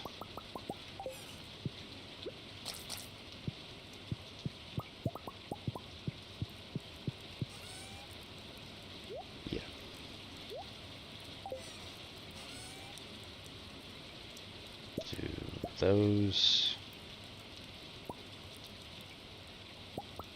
and that.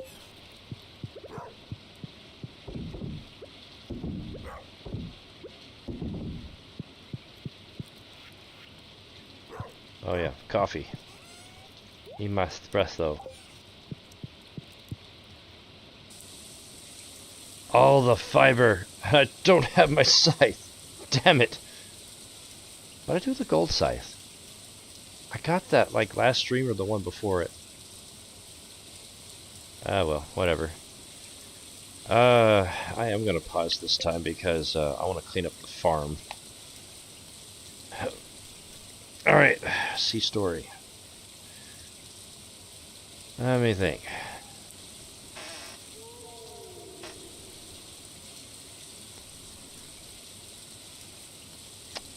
Okay, I got one.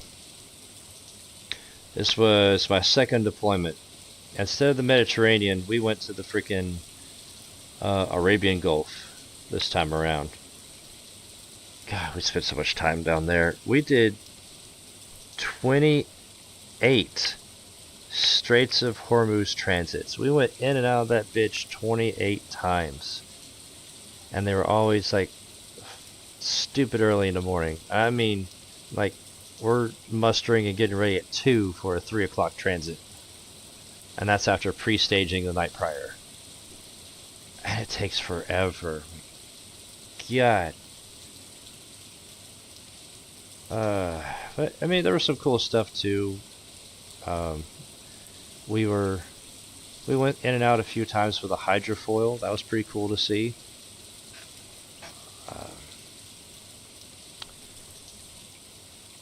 Anyway, that's not the point of the story. But we're in that area. We went to... see, this was Dubai. We went to Dubai, more to the sandbox, for those of you all know what that is. Dubai was interesting. It was really cool to see. They got the world's largest mall there. That was awesome to explore. I mean, you could plan a whole vacation just around that one building, because there's so much to do. It's so massive. You could walk around for like 2 weeks straight to visit all the shops. And then there's all sorts of little attractions there. They had a flight simulator. They had 2 different hockey rinks, or they had 2 different ice rinks. One was for like skating, and then there was another one where people played hockey. And all the stores, every store you could possibly imagine, they had. They had Hershey World, which was just a Hershey chocolate store. Didn't even know that was a thing. They had an Apple store, but like for stupid rich people. I'm talking about 24 karat gold plated Apple iPhones with a logo on them and everything, and somewhere had embellishings. Like, they had money there. One of the few places in the world where I've actually been in person at a Ferrari dealership. Yeah, there's a lot of cool stuff in Dubai and Bahrain. But in Dubai, we had the usual sites nearby. There's American Alley where you go get some pseudo-American food, get some. There's a few hole-in-the-wall places where you can try to get some alcohol. That's really hard to get there because they don't really allow that. It's a dry country. But there are... oh no, I'm sorry, I'm wrong. I'm dead-ass wrong. Scrap that. Well, you know what? I'm already talking about Dubai. Let's just talk about Dubai. I'll do this next time. For tomorrow. I got a funny drunk sailor story. But yeah, I got my shit mixed up. Dubai is a dry country. You can't get alcohol there.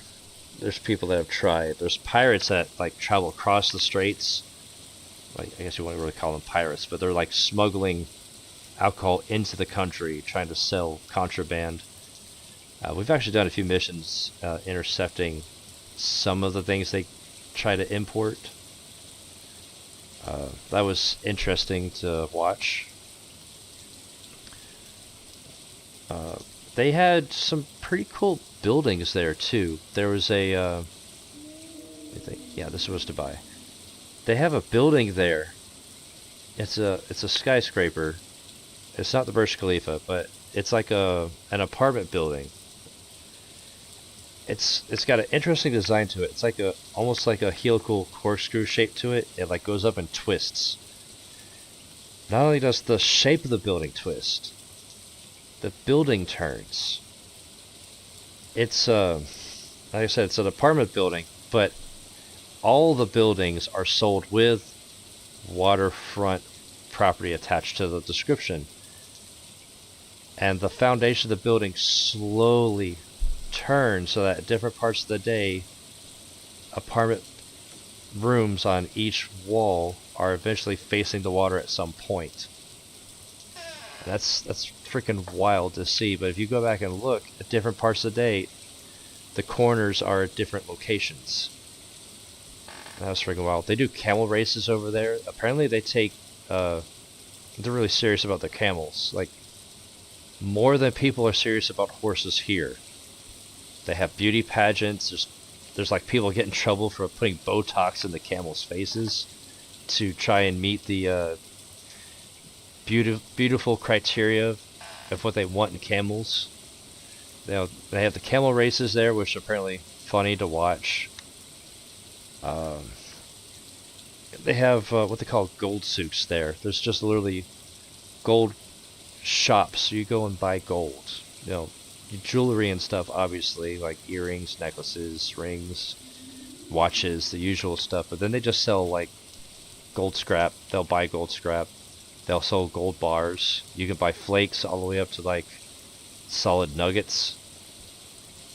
They don't sell like the whole metric bar because by that point, that's not walking around money, you know. Those guys are ruthless too. They try hard to sell you stuff.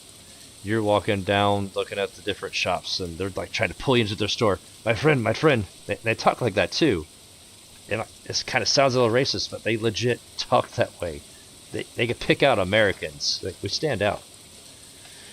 And they're like, my friend, I sell you my watch. You like my watch? I will sell you my watch. You like this shirt? I will sell you my shirt. And they're trying to pull you into their shop just to sell you something. They'll sell you freaking anything. They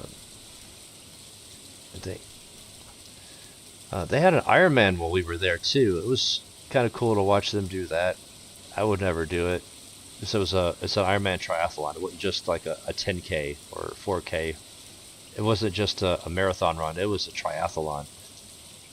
Where we had walked by, it was where they were transitioning from. I forget. It was either them running or cycling, going into the swim, because they had the big archway, the inflatable arches there with the stations where they would go into the water, swim out. I could see the buoy they had marked, and then they would swim back. And that was pretty cool to see. I actually did a thing where wherever we were at a port, I would try and pick up something to bring it back. And Dubai, I collected a shell. I found a decent sized shell, and I wrote on it what port we were in and when we went there. And that's kind of how I kept track of where we've been. But Dubai is also wicked expensive. Like, at the time, I forget, but 1 dinar was worth like a handful of our bucks. You go there and you better be prepared to spend some money.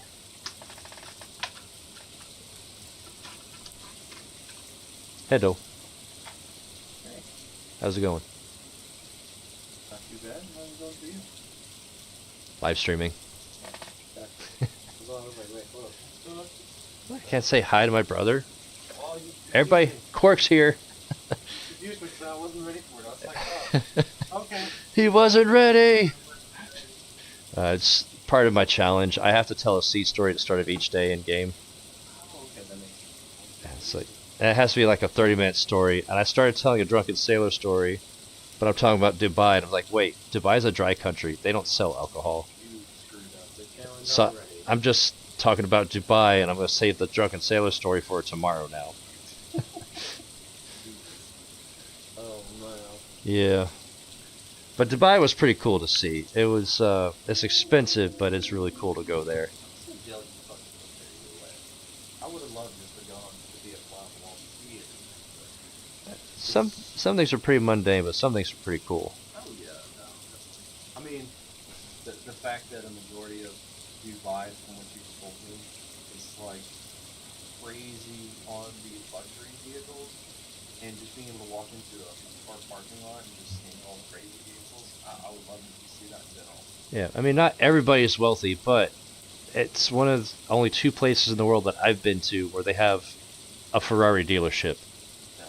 And there's just like going to the local, name your big brand dealership here in America, where there's just cars, rows of cars out in the front. That's what the Ferrari dealership looked like in Dubai. Just rows of Ferraris out there in the freaking sand next to the main road. It's like, what the hell?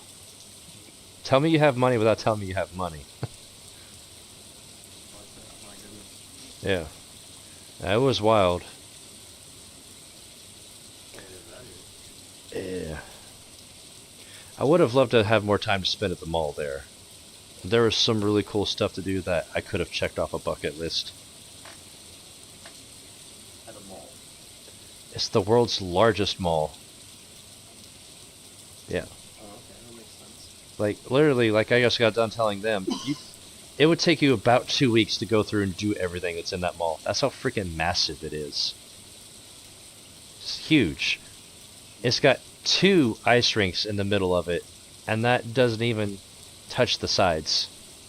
I would ask why, but then again, I already know the answer to that question. It's the desert. It's the desert. It's hot. And it's Dubai. Ice cream, ice skating, anything that involves cold is gonna get a lot of attention. True. But they had 2 rinks. One was just like for people to skate. The other one they had like hockey games and stuff in. Yeah. Like Alright. 2 gigantic freaking ice rinks like side by side. And that doesn't even touch the sides. There's still other stuff periphery to that. That mall is huge.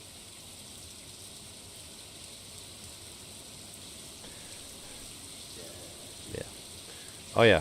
And just a side note for the Middle East. If anybody would ever actually end up there, don't order the bacon.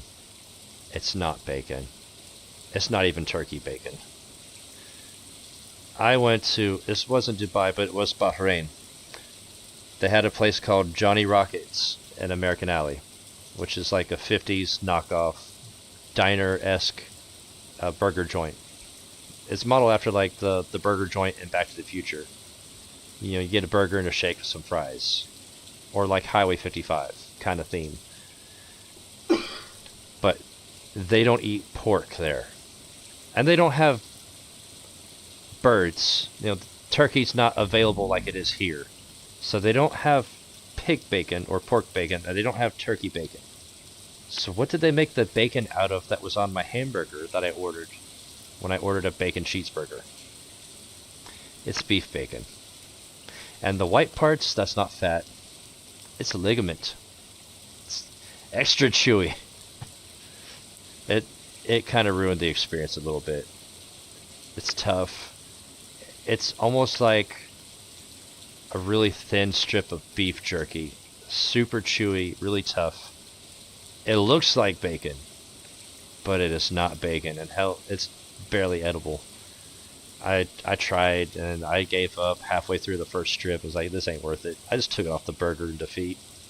I ate my baconless burger. It is depressing. That sounds like the same. Sounds like the same thing as that guy who decided he's going to grill up pot roast instead of just cooking it in slow cooker. What? Yeah, there's a video out there where this guy. He needs to be stoned. He does. That's a He crime. literally was like, oh, look at this steak off to the side. Yeah, I can just. It's much cheaper than the steaks over here. So he decides to. I think I've seen that actually. It was chuck steak, wasn't it? Yeah. That's what it sounded like to me when you said that. I was like, my God, you had a good time sitting there chewing, didn't you? Basically the same thing. Yeah. Congratulations, you are an idiot. Basically. I'm gonna chew on this for years. This is it. Yeah. Enjoy your hell, it's not even cardboard at that point. It's a step beyond that. Leather? Yeah. Legitimately leather? It's cured leather with barbecue sauce. Barbecue sauce.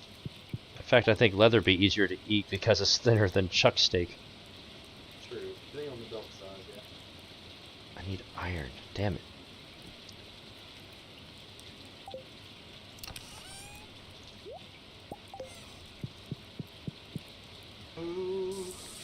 Alright, so what we got, I can make 2 heavy furnaces with this. I just need iron.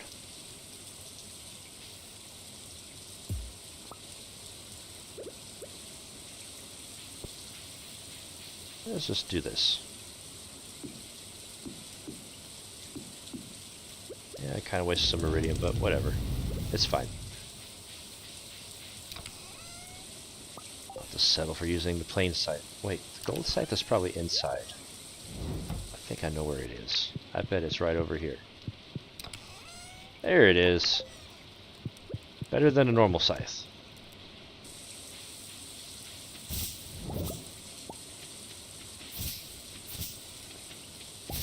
Well, I needed fiber. Damn it, I'm gonna get some fiber now. I know exactly what I'm doing the rest of the day. I'm doing this. Different kind of fiber. But yes. If you get the green rain, this is the one thing you absolutely must do. You gotta go collect it. Because there are so many crafting recipes that require fiber.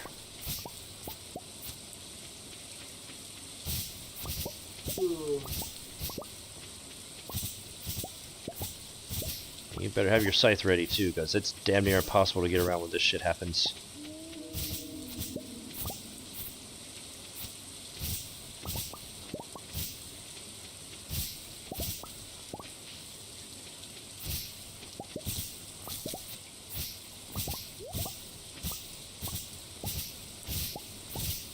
This is gonna take a minute.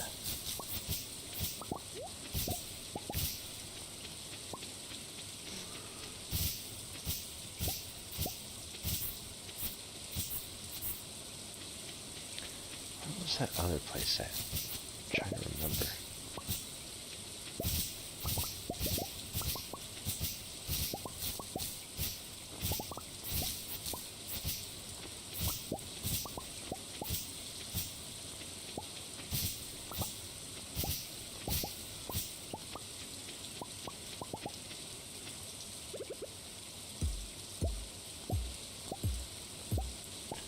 Alright, let's make a heavy furnace. A heavy furnace. I only got enough for one.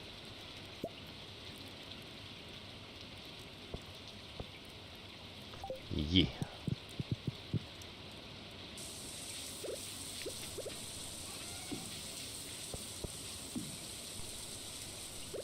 And we'll drop more iron in that one.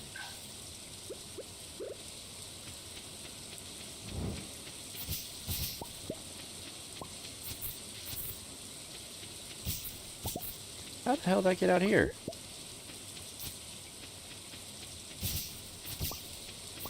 That's crazy. The trouble's supposed to be inside the fence.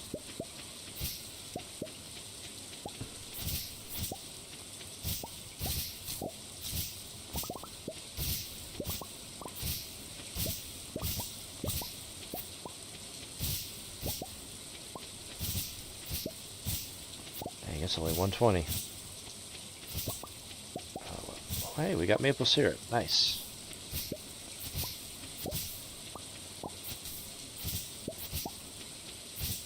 Oh, shoot. Killed my mahogany sapling.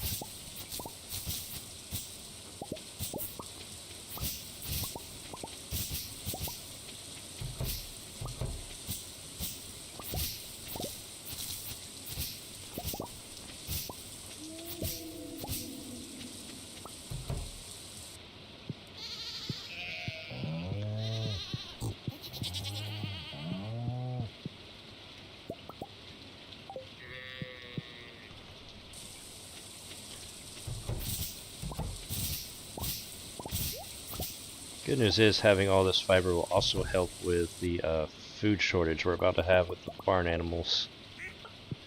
You need fiber to make grass. A lot of fiber.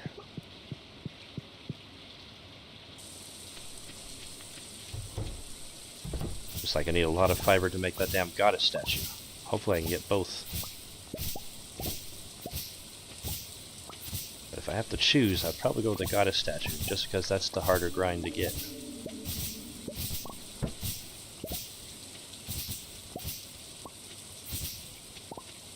The other thing nice about the green rain is it has a chance to make your trees instantly grow or proceed to the next stage. Like, all these just blew up. Most of these were saplings.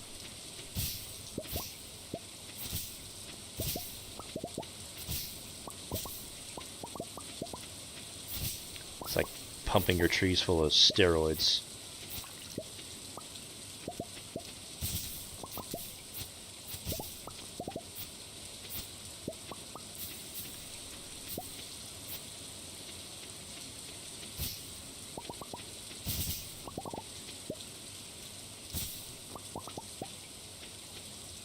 Am I out of room? I am out of room.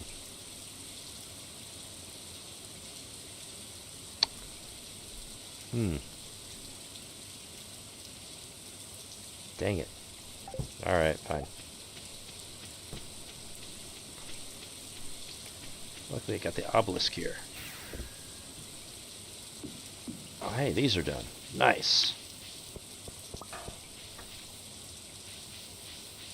Oh yeah, out of room. No room.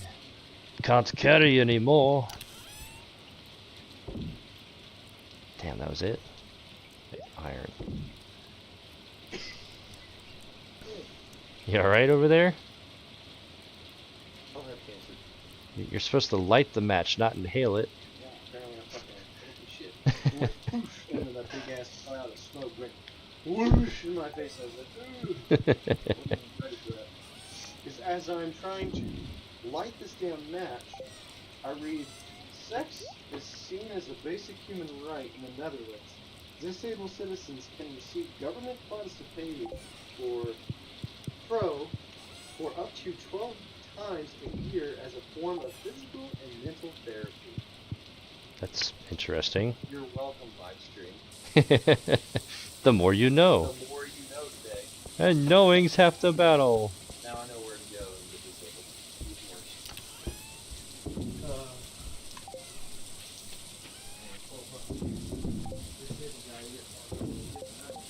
Even worse.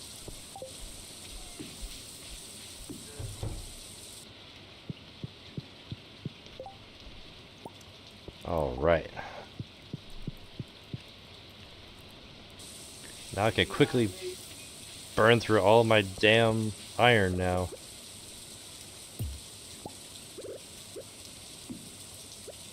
I'll just drop these over here.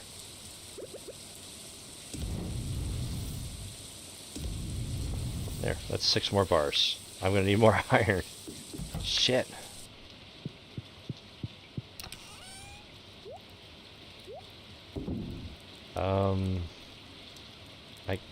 I think I need copper, so I guess we'll do that next. That'll have a faster turnaround.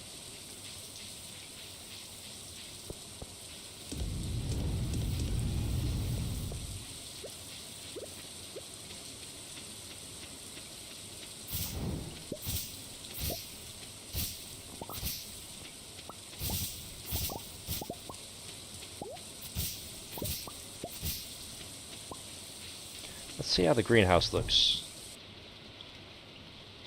3 fruits on all the trees. Not too worried about them. How about the shed? Jams are done.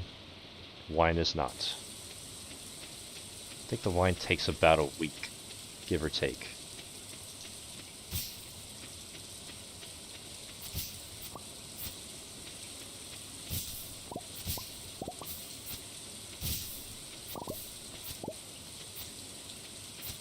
Alright, these damn saplings have gotta go.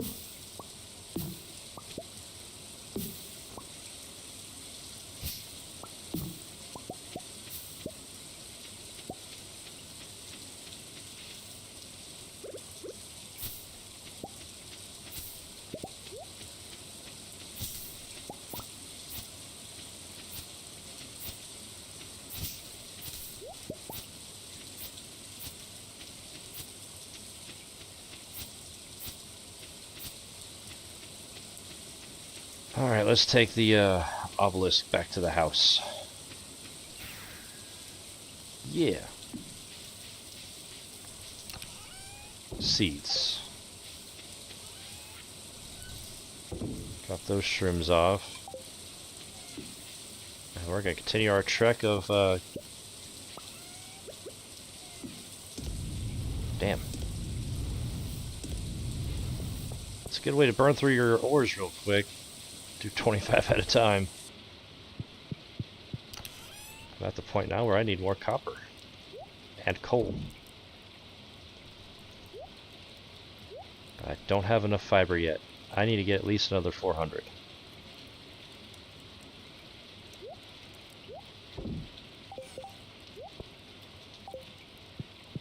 So let's drop off the forageables.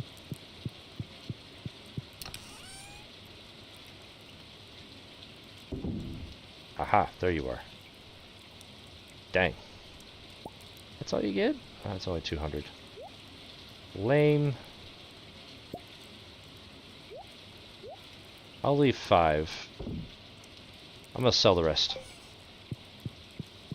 I've made 100 bee houses. I don't really need any more maple syrup.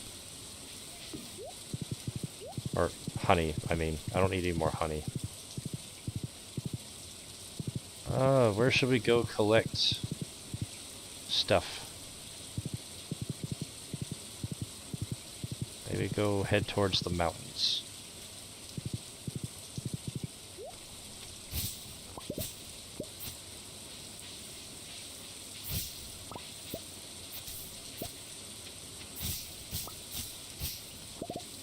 Arguably, probably just walk around town and be just fine.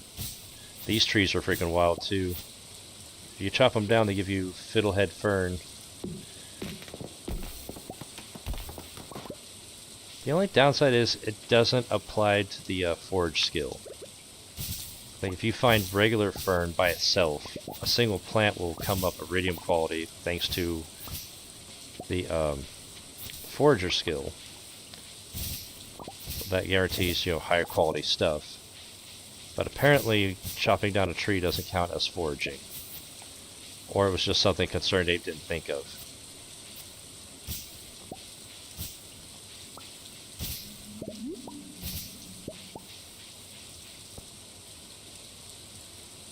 Yeah, nothing worth going over that way.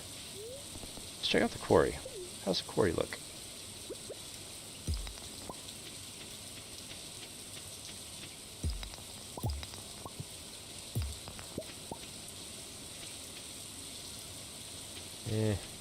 Let's come back here. I'm gonna come back here with some explosives. Let's go to less stuff.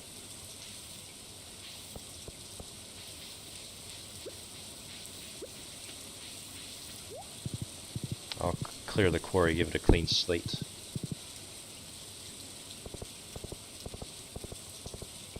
Oh yeah, and you can cut down these trees. Anything that's extra,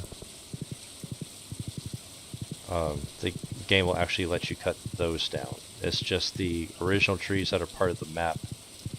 Those are the ones you can't touch.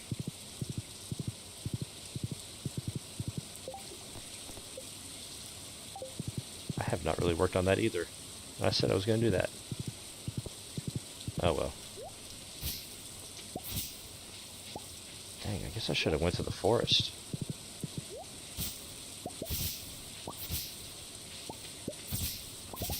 Ain't jack here.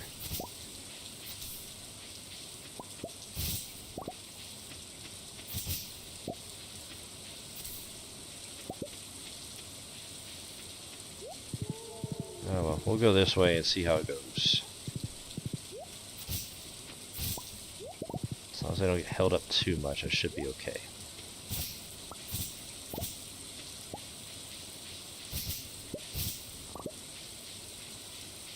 Just so much stuff here, you'll never cut it all. Here we go.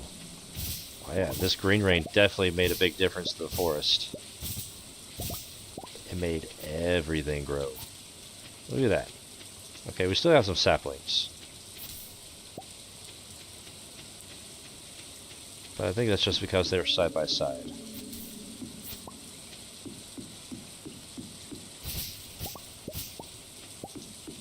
But there is more stuff that has grown up since we last visited, so technically there's more. We'll check it out here. It won't be hard to get 1,000 pieces of wood from that. Oh gosh. I should have come this way. I'll have to see if all this is still here when I come back through. I don't think I'm going to make it to the house. Ah! Damn it. So close. Oh, I didn't even make it to the bookseller today. Shoot. Oh well. I got a good little chunk of change though. Most of that's because of that maple syrup. Hopefully some of the fibers are still there, because I did not collect enough.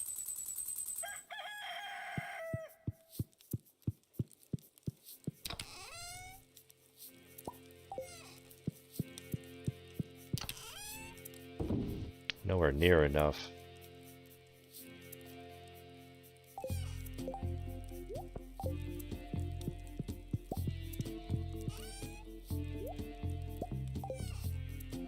Should go easy on the espresso. I don't got enough. You can brew coffee in a kegs, but I'm saving all my kegs for wine right now.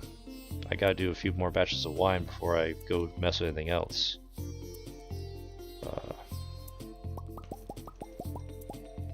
One more. There we go.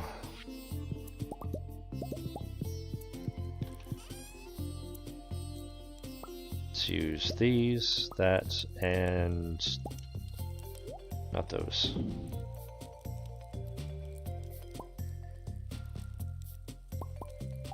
That'll work.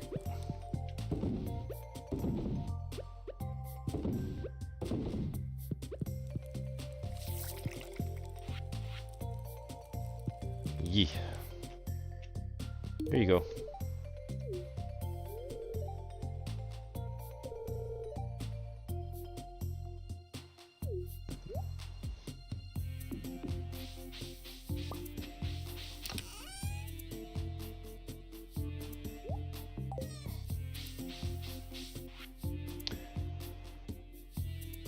Someone dropped me off. Harvey took $1,000. I would rather let Harvey take a grand from me than let some random Joja Walmart employee take my freaking money.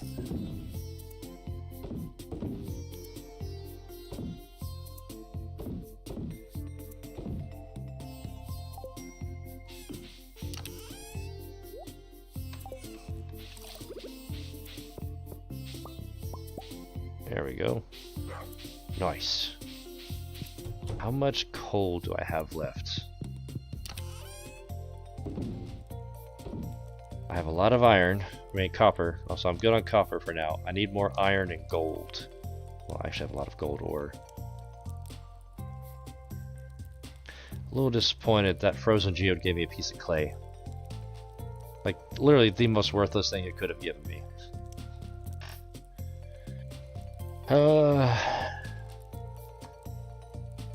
I got a few pieces of coal I could spare, but I'm going to focus on iridium.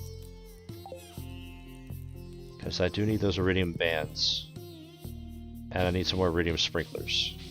If I'm going to do what I'm planning to do on the island, I'm going to need that. That's all my iridium ore. Yeah, the heck with it. Let's do some gold. Just swap them out.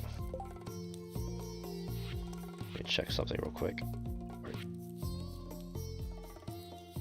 Oh yeah, I forgot I can make that now. I need even more iridium. Oh, fiber. It's the only thing I'm missing now is fiber. And solar essence. I gotta find a good way to get some solar essence. I mean, really the best way is to go farm mummies. But we're not going to do that today. Let's see. So, I wanted to tell the drunken sailor story. Here it is. I hit the ceiling. So, what I was trying to remember and articulate was we went to this one port. And go figure, you know, military guy goes out, gets sloshed, and then tries to do things. That's how most of the good stories go. But we were, God, let me think. We were either in Greece or we were in Slovenia. We did do one port call to Slovenia. And we had an MWR run to Venice from there. Freaking amazing. But whichever one it was, We had this one guy, he was a chief at E7. Again, I'm not going to give names because protect their integrity. He's actually from my state, my home of record. For brevity, let's just call him...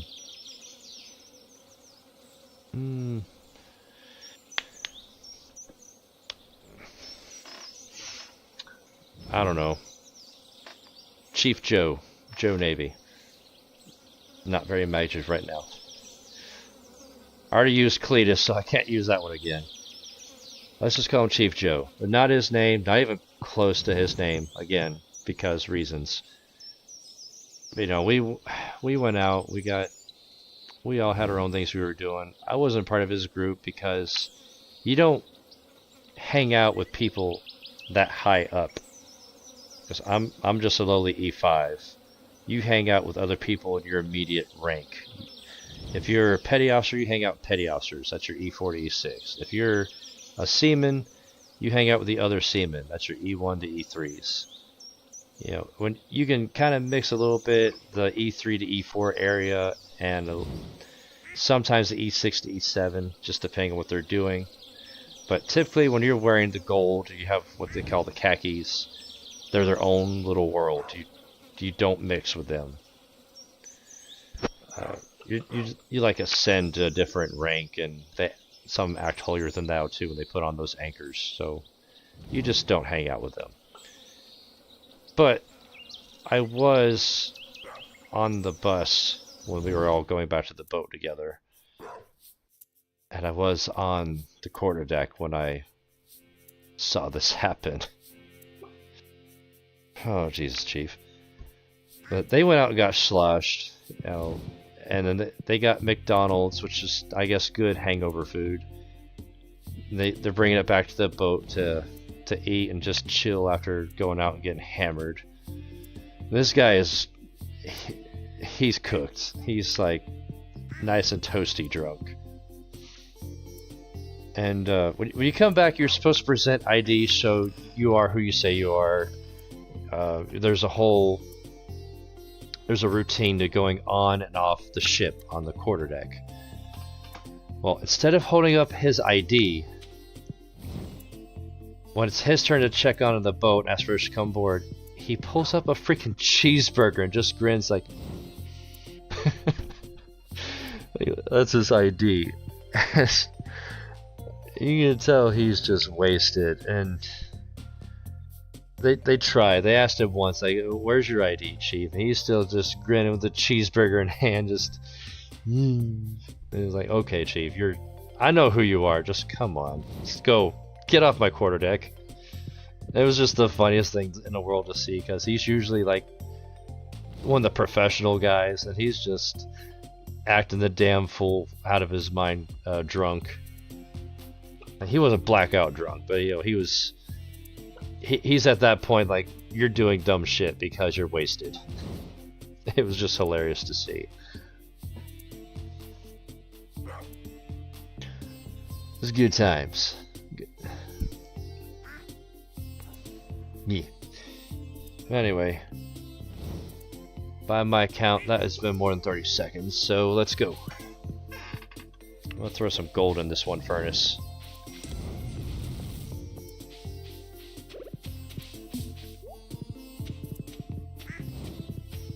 This is taking a surprisingly long time to sprout.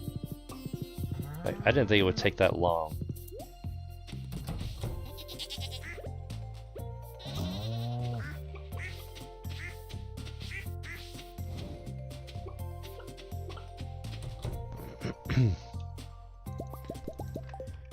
Really wish I could get to the island right now and check out my honey.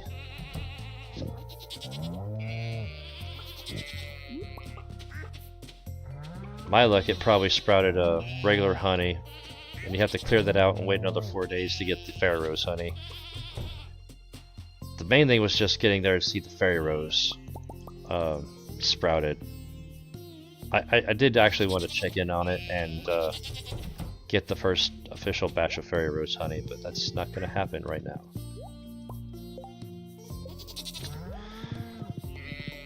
Yeah. Alright, check on the things. Awesome. The ancient fruit has come back around. And we're all synced up here, except for this little band right here. This was the last section we planted. So once this turns blue, it's got the little brown nodes for the fruit.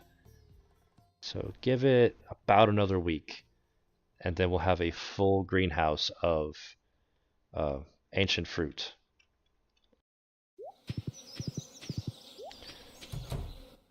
Ah, finally. I have room.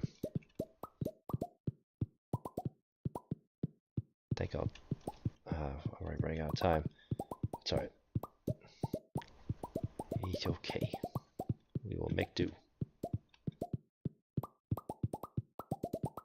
I'll hold off on the ancient fruit harvest because I want to keep these all synchronized.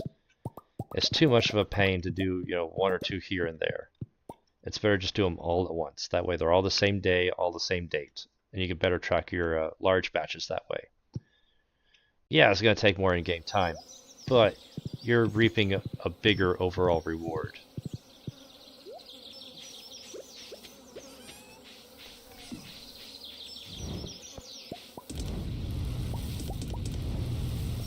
Nice. I think we gotta put up the rest of this while I still have some coal to spare. They give me a good chunk of iridium.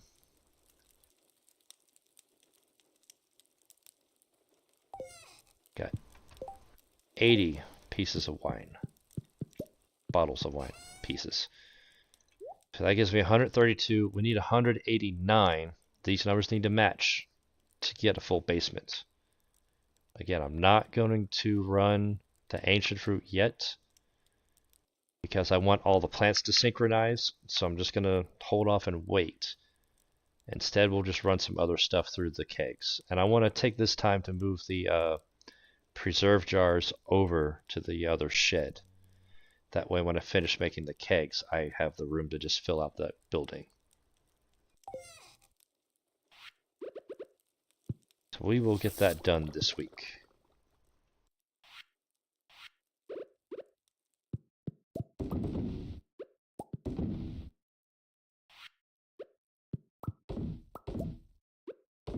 There we go. Hello.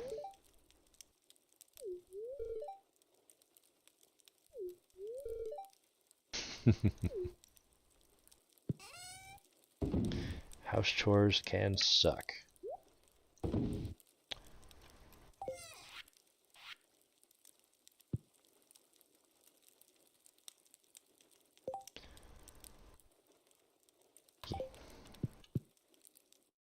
Forgetting something.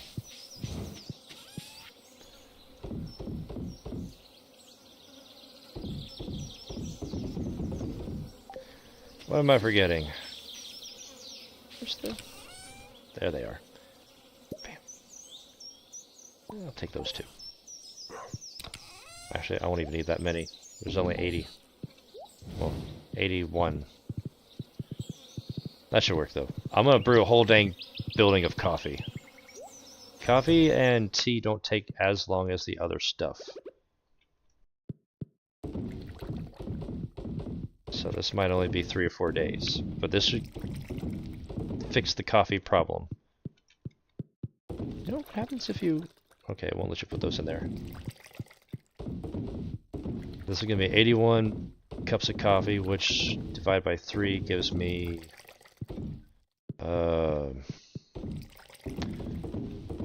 60 would give me 20 espressos. Oh, 5 beans. Oh, shit.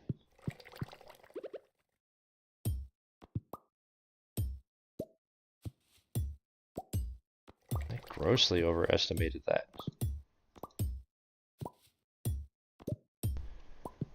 I'll get some other stuff. Since we gotta wait about a week for the ancient fruit to sync up, I'll go ahead and just run some wine.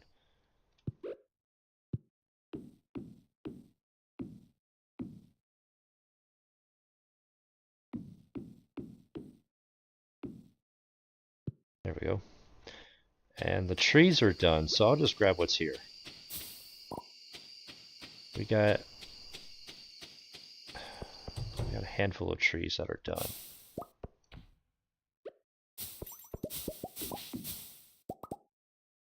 Okay, good, I didn't pick those.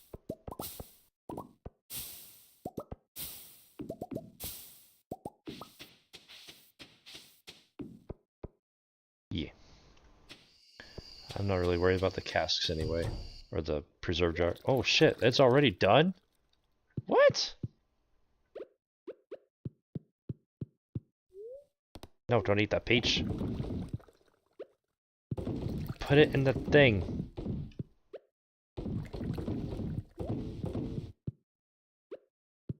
Wow, I was way wrong about the coffee, y'all. It's already done. We're also not getting 80 cups, but still, it's a lot of dang coffee.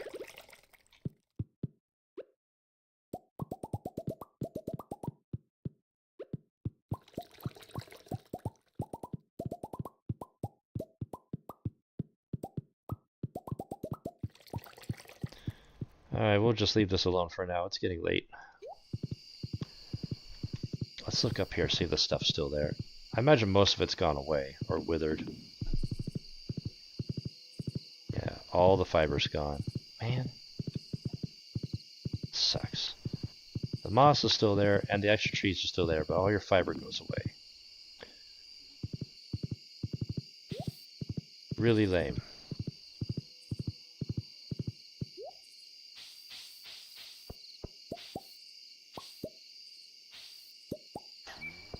That's interesting. I got 6 out of those. I thought it was 5.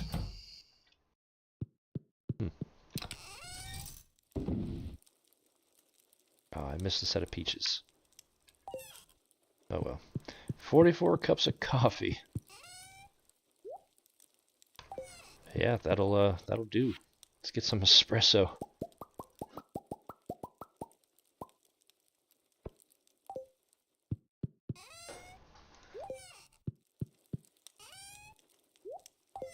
There's that.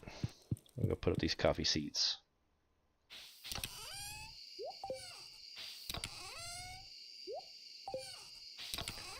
I'll put the old scythe in the backup chest.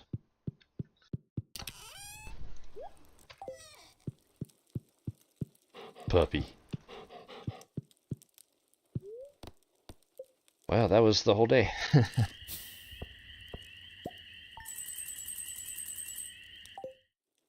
It's interesting. I'll have to go through my fruit, see what I got. I'll run a batch of something through them kegs and preserve jars. Wait, let me go get thing.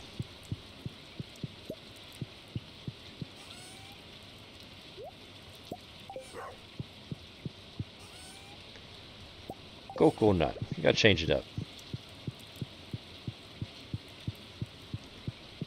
There you go.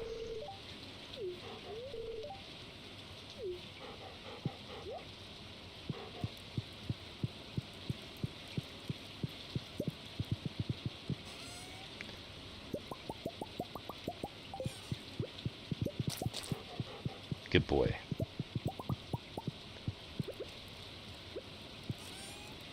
Let me just grab 3 of these, 3 of these. We'll keep it simple.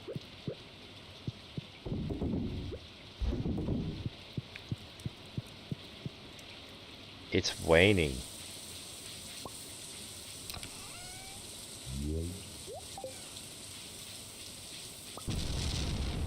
Okay. Just hit right there, but okay. It's gonna be one of those days, huh? Roger that. Alright. Another sea story. Let's see.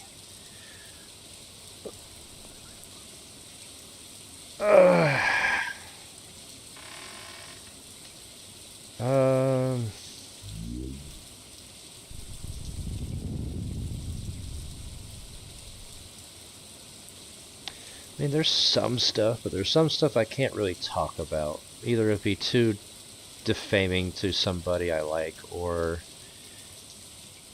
Some of these stories are just too small time to really bring up. To be worthwhile, you know?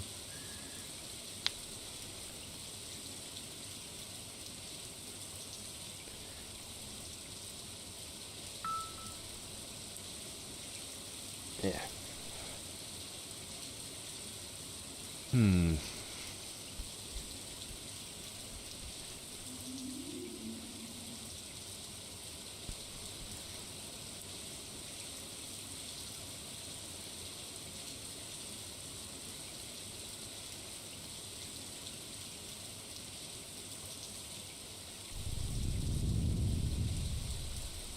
Also done a lot. I spent quite a while in. I was in the Navy for 5.5 years.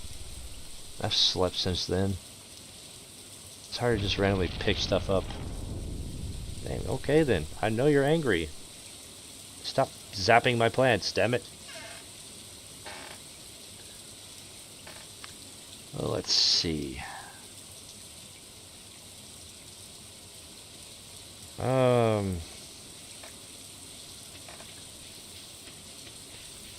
damn it. Need to see story.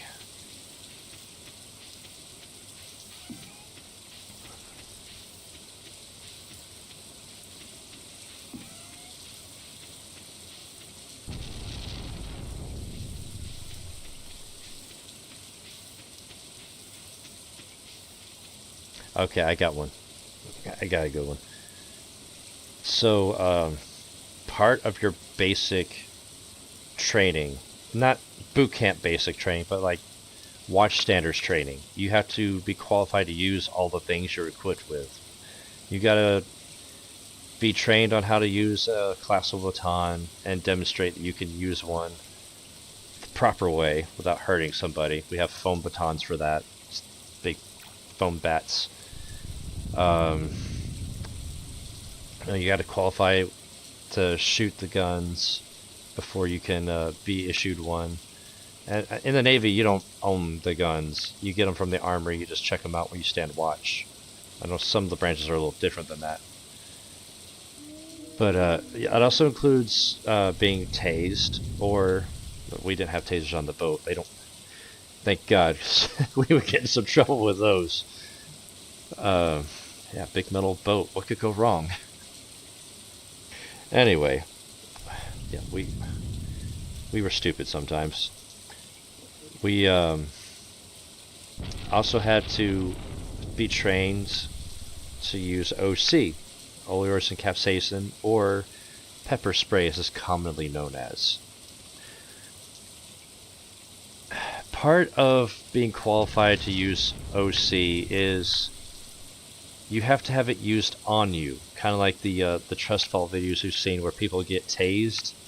That's part of their like qualification is you have to be tased to use a taser. You have to understand and empathize what a person's feeling when you use it on them. And no better way to do that than have someone do it to you. It's interesting experience to say the least. I can't fully go over what all you have to do in the training, but I can give you a vague idea. So there's about 10% of the population that's actually immune to capsaicin. I am not one of them. And to date, and all the training events I've been a part of, because I was the anti-terrorism training team, I've only ever seen one person actually be immune to it. It's actually kind of disappointing. You know, everybody else is struggling to go through the entire gauntlet we have to put you through after getting sprayed. Like, we spray you, and then you got to go to these stations and do stuff. You're like moving around, jumping, running, and yelling. You're very active while you have your face is on fire. It feels like Satan himself is pissed in your eyes, and you're having trouble breathing because of an anaphylactic shock. Your respiratory system is swelling up because it's irritating your lungs. And you're yelling, you're giving instructions to people and responding to people, You're running around doing stuff. You're being active. You're getting pushed around. You're pushing people around. It's a lot. And it's very hard to stay focused because your face literally feels like it's on fire and your skin's peeling off. It sucks. And it feels like there's sandpaper in your eyes. So how it works is the liquid that comes out contains crystallized capsaicin. They're water soluble, so when the water breaks them down, it gets in your pores. So the more you sweat, the more you rub it, the worse it gets. And you're doing all of that. It's during the day. It's always midday when we do this. So it's the worst time to do it. Oh. And, oh, bless his heart. This guy brought his family to this event. I mean, maybe he has a good relationship with his wife and all that, but your wife and your child are there at your weakest moment. You're struggling. You are getting your ass handed to you when you go through this event. But his wife and kid are there. And not only did he bring his wife and kids there, but he had the gall, the audacity to ask for more. This idiot. Bring your significant other or kid there, one thing. Maybe he had plans later. They had to go somewhere. I don't know. You get the day off because you're hating life after this. You're not doing shit except sitting in front of a fan or air conditioning of some kind, trying to cool your face. But he asked for the Z pattern. So when you apply OC, you're taught to just do one swipe, and you're supposed to aim for the eyebrows. You let it drip down into the eyes and onto the face. So most people perspirate on the forehead, and the forehead drips down. They used to do more. You're not supposed to. You're not supposed to use excessive force, and spraying more OC is excessive. But he asked for more. And Chief's like, really? What? Why? Just, no, I'll want the Z pattern. Give me the Z pattern, Chief. I can do this. Chief's like, okay, bet. He didn't actually say bet. He was the straight shooter guy. He's like, okay. You asked for it. Instant regret. All over his face. Just all over his face. And there's different ways people react to this stuff. You know, you got some people that... Oh, it's late. Pause this. You get some people that basically there's two kinds, the broader categories of them. You got some that lock up, they just tense up because they're mentally trying to overcome pure pain in liquid form being applied to your face, and they just go, oh. That was me. I had to find the motivation to go and do the thing. I was not very motivated. It sucked. The other kind of people are like I call them dancing. They dance. They're dancers. And there's guys that get like on their tiptoes and tiptoe around. They dance around in place. They're hopping around. Hyperactive. They don't know how to vent this surge of feeling they're having. So it's funny to see, really.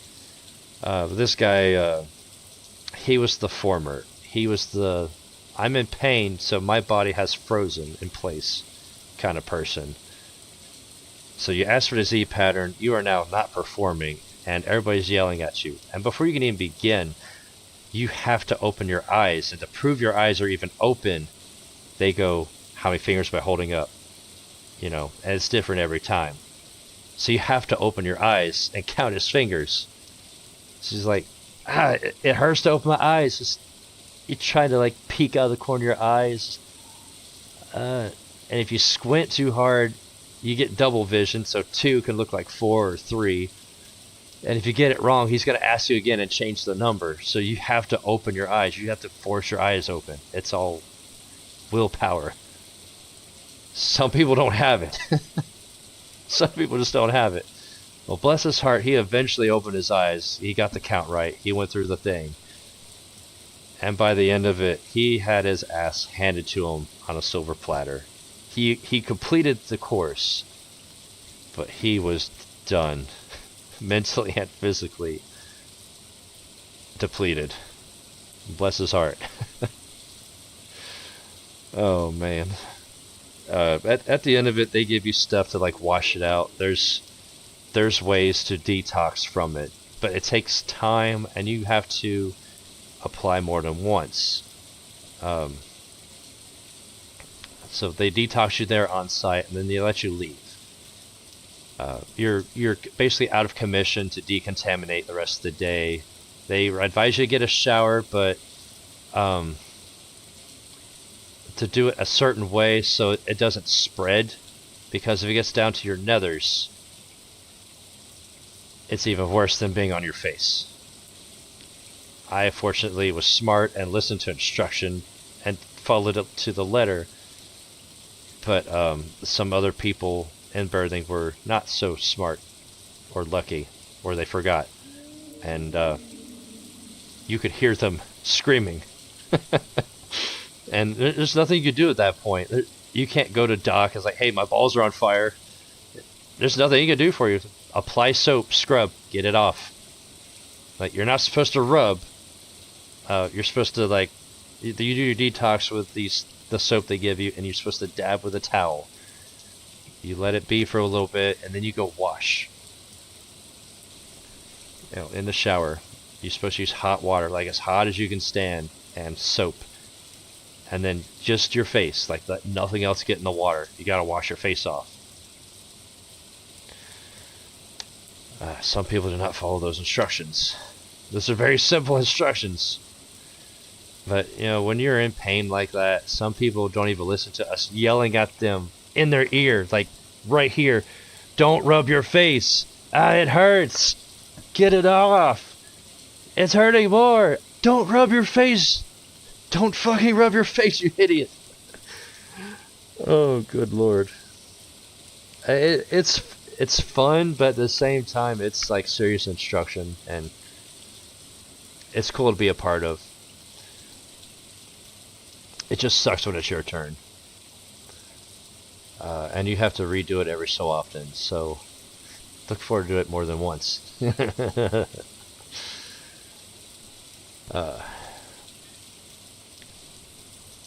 But yeah, now, we had another guy. He psyched himself out. It could be another seat story, but it's just so short. I'm just going to tell it here because it's related. We were actually underway for this event, but we're doing the same gauntlet and all the usual stuff because it's required. But he got to the front of the line, and I'm not going to tell you his name, but you know who you are. You're out there.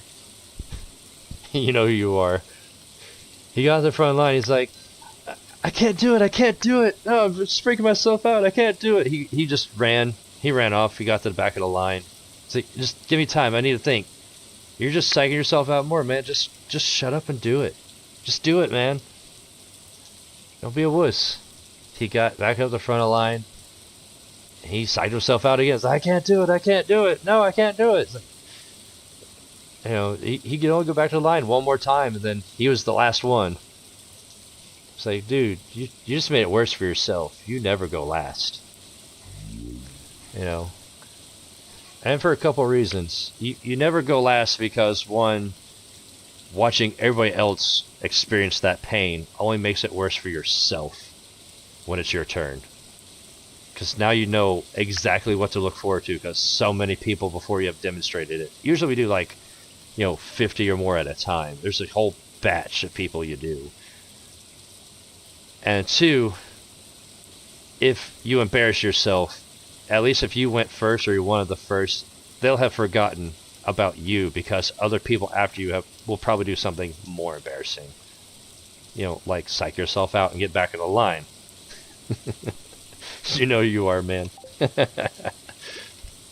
I hope you're watching this right now. Out of everybody I'm telling sea stories about, I hope you're watching.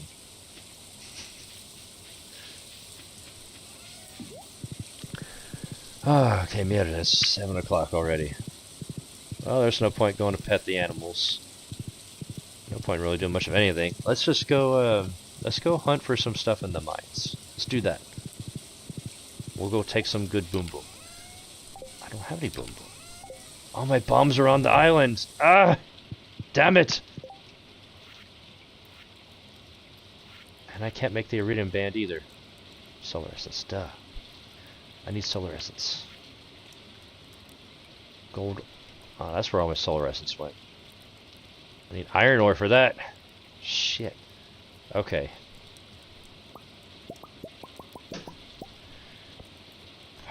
I just remembered I could buy bombs from Dwarf. I should have just done that. Oh well. I made it. Heck with it. We're gonna go do a couple of things. We're gonna go to the quarry and clear cut the quarry. I say clear cut, but bombs don't work on trees. Well, they don't work on full grown trees. This will do a couple things. This will give me wood and stone. So all these are gonna go by 2.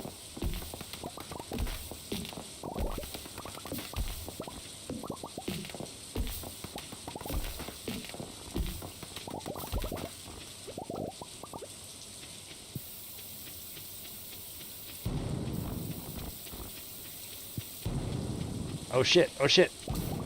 Oof. That got me. There's only 10 damage, that could have been so much worse.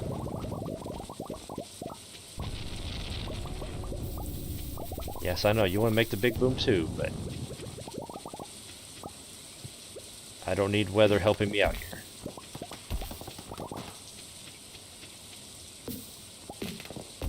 Okay, that's different.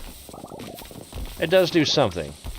The bombs apparently weaken the trees. Is this taking one swipe to knock them down? Now we're gonna go to the mines. Buy some more bombs. Just shut up, give me stuff. Reading this again will grant some mining experience. Okay. Let's go!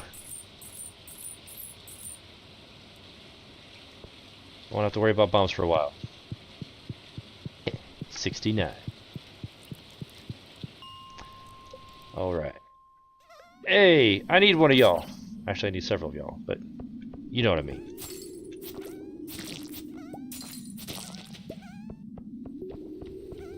No. Actually, it's 10 o'clock. I should probably go into the deeper floors for the other stuff. Yeah, let's do that. As much as I need dust sprites.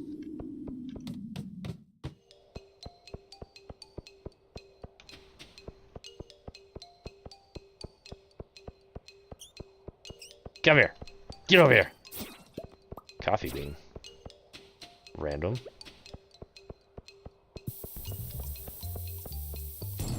Iron.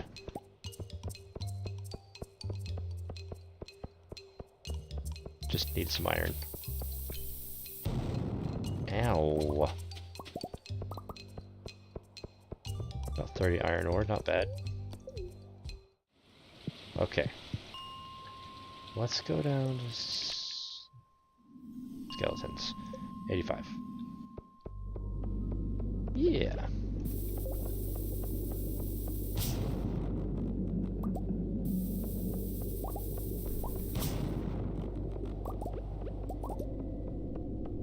Oh hey, rock crab.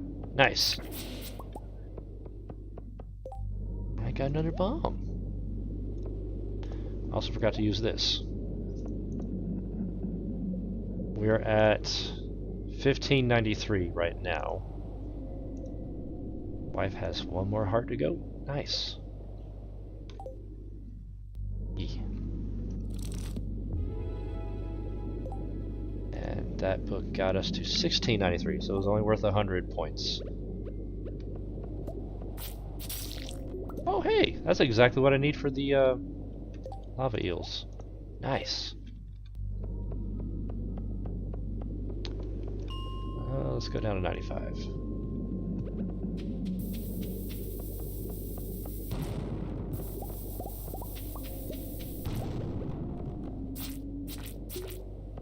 Mainly just trying to speedrun getting some magma geodes if I can help it.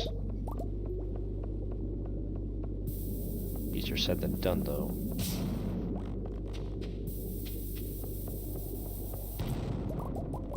There's one.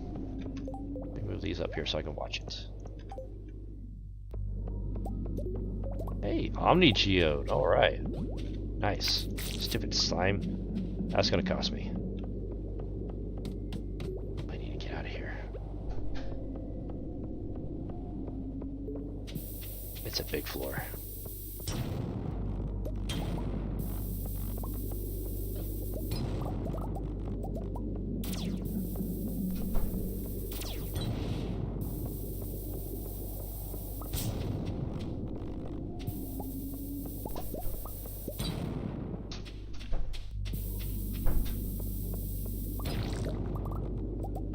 You know what? Heck with it. I've already committed to it. I'm just gonna stay down here until 2 o'clock.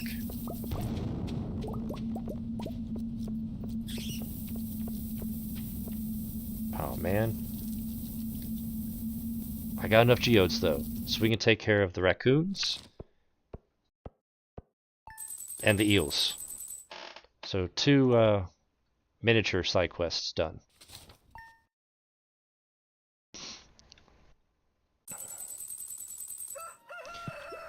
Yeah, those need to go outside. No explosives in your house.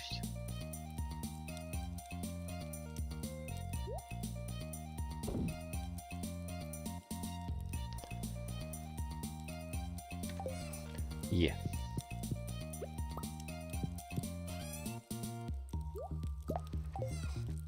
Alright, let's get you a thing.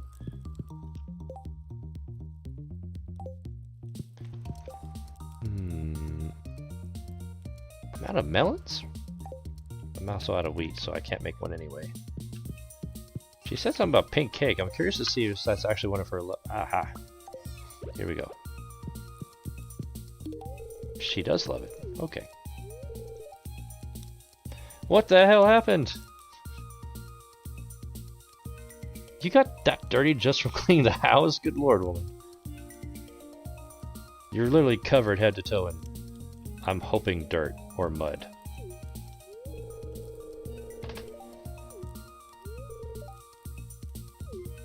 Yes. Move these out of the way so I don't actually pick one up and use it. That would be bad.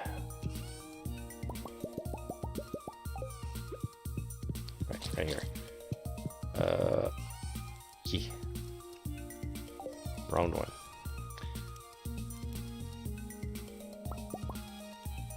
And yeah.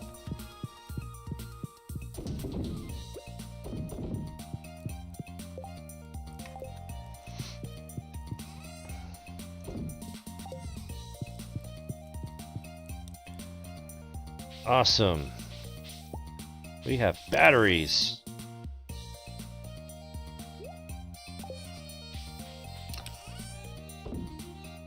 There's the seeds. Put away the bombs.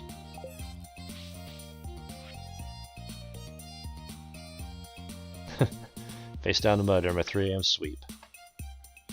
Yeah, I know. And Linus says a fish. Nice.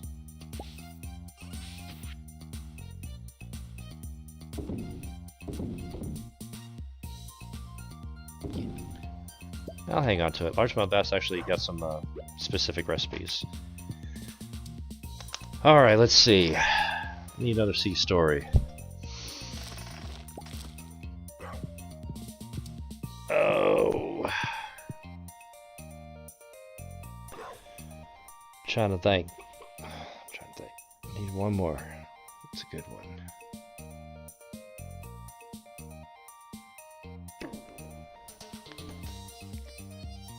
I think I spent so much time thinking yesterday that I ran out of time. It was probably 5 o'clock by the time I was told the story. For shame. Uh, let me think. Cat.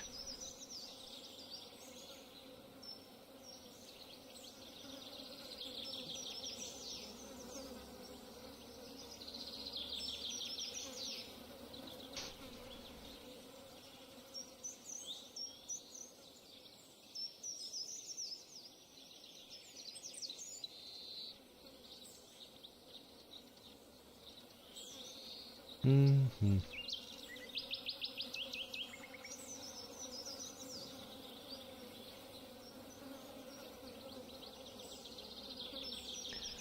Alright, I got one. It's not really much of a story, but um, probably the most interesting thing I could think of at the moment. So this happened underway on the boat, and the captain at the time, different captain this time around, wanted to make sure that we were operationally ready. So he implemented in the battle orders something he called quick draws. Basically what that means is at any point in time on any day of the week, he could pick whatever weapon he wanted, and we had to be ready to fire and send rounds downrange as fast as humanly possible. I'm not talking about a matter of minutes, if not less. Some of these weapon systems are pretty damn big. Some of them take time to load and actually fire. Even in a simulated environment, you have to manually build targets in the computers just to select, track, target, and fire upon. It takes time to do all that stuff, so he wanted to make sure that we were battle ready. And at first it seemed kind of cool. Who doesn't love shooting big guns? Hell, I love shooting my weapon. I was in charge of the Mark 160, the Mark 160 Mod 4 lightweight gun mount. In fact, I was actually the on the digital side. I can talk about this because it's on class, no foreign. But no, it's a 5-inch gun mount. It's a 5-inch caliber, so the dang bullets are literally 5 inches across and heavy. Each one's about 70 pounds nominal weight, and they're screaming down range at subsonic levels, and they can go for a few miles. Well, nautical miles. We didn't use real miles underway. But it could be anything. 5-inch, 25 mic, 20 millimeter, 50 cal, 240, anything. If he wanted a Seaman Timmy to stand over the side and shoot off a 9mm, we had to be ready to do that, like, fast. Because that was at the captain's mercy. And we didn't know when it was happening, what day it was happening, what weapon he wanted, nothing. We were completely at his mercy because he would just decide. He literally took it upon himself each day he wanted to do it. This wasn't always every day. Sometimes he would change it up, skip a day or some shit. But he would just grab the speaker to the 1MC and go, fire, fire, fire. Or no, it wasn't fire, but gun quarters, gun quarters. All hands to this gunnery station. Then we'd have to have our leadership there to take muster, make sure everybody's on station, make sure we were ready to go. Also means we had to keep everything with a loadout specifically just for training. Like you had rounds on, especially the bigger stuff, meant for training, so you had to have that shit ready to go to fire for the simulation, which is a whole nother pain in the ass by itself, especially the bigger weapons. Well, there's this one time in particular we were outside. You're not supposed to be topside when we fire the big weapons. Especially 5-inch. That scene in Battleship where they're on the front of the boat and he just hangs off the side while they're firing. Yeah, no, he's dead. Straight up. Just dead. The kinetic energy from the explosion alone, of the propellant going off, would have turned his insides to jelly. He's dead. It's done. You can stand off the bridge wings, you know, like 60 foot back, midships, and just standing there when 5-inch goes off, the shockwave rolls up and hits you in the face. It physically pushes you. You feel hot air. And it shakes the whole dang boat. You know when 5-inch is going off. You also know when CWIS is going off. It's I'm reminded of when our buddy Santana Knox, the way he described it. I loved the way he used his words. He said it sounds like Mother Nature taking a fart or ripping ass. It's just loud, just a long burr, and the echo is nothing can describe it. Because you're out in the open ocean, you hear the gun, and then across the horizon, the echo is screaming out and echoing back to you. But the one time we were outside, I forget what we were doing. I think me and a couple guys are going to do some fire station PMs. I was DCPO at one point, damage control petty officer, and I had the freaking fire hoses outside. Those things are impossible to keep clean. And it was, quick draw. We literally did not have time to get inside because we were midships. Quick draw, CWIS. And I was like, oh shit, let's get inside. By the time we had got done saying that, CWIS went off. And we were right underneath the damn gun when it happened. So, needless to say, my ears were ringing a bit after that. I did cover my ears a little bit, but it's like, you didn't know which CWIS was going to go off, because there's more than one. And when it did, it's like, oh shit!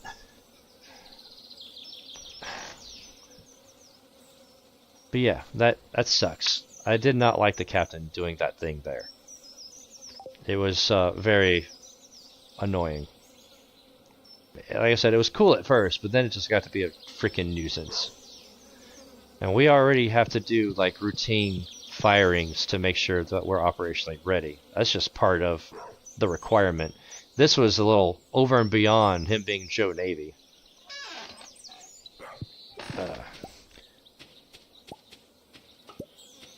And I felt like it was a little bit unsafe. I mean, I've lost 10% hearing because of some of the shit I've been around, including that. The Navy not taking care of us. He should have had people topside when he knew he was going to do this thing. Hey, send Chief down. Clear the freaking weather decks. Tell everybody to go away. Or choose a different gun. Something. You're supposed to be looking out for us. You're responsible for our safety, and he's doing shit like that. It's not cool. It's just not cool, man.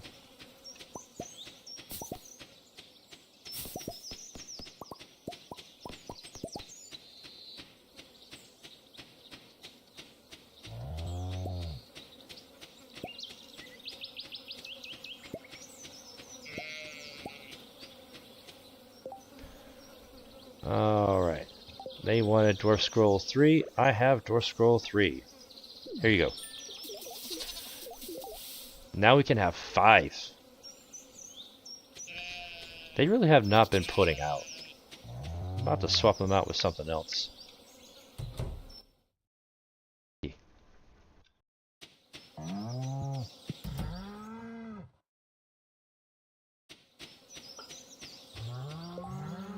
I don't have room. I better put the stuff up.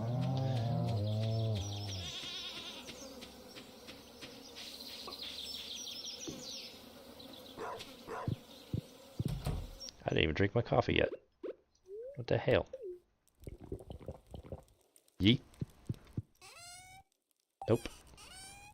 Yes.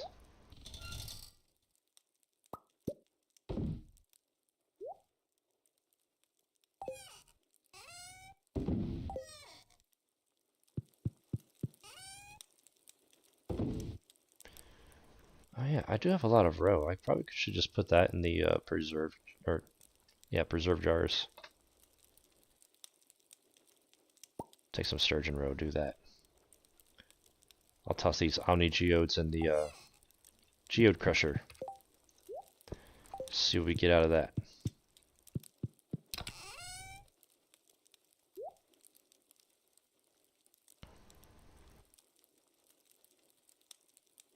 I'll keep the batteries for now.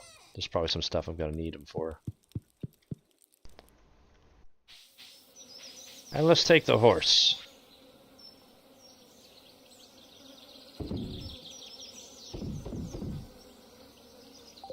Hang on to the Pietar as well.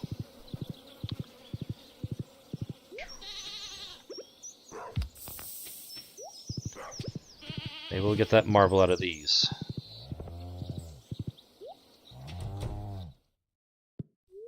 No, don't eat that sturgeon roe. Is not for eating.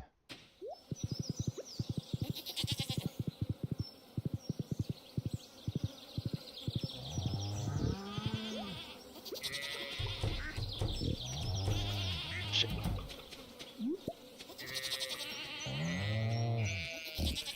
Y'all are damn near out of grass.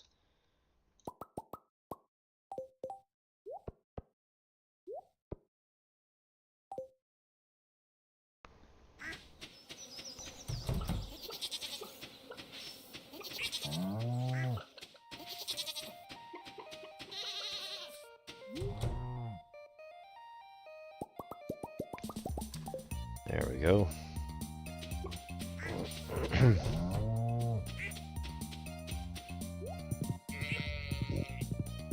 I wish some of this would grow in the damn pens. Can't keep the damn grass off the regular land, but hell, it won't grow in the freaking barn.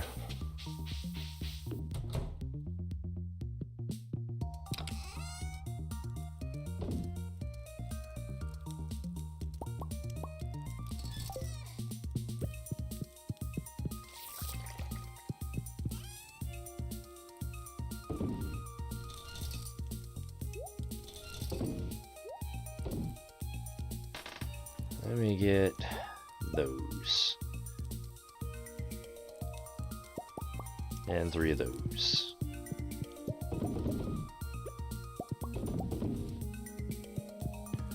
Yeah.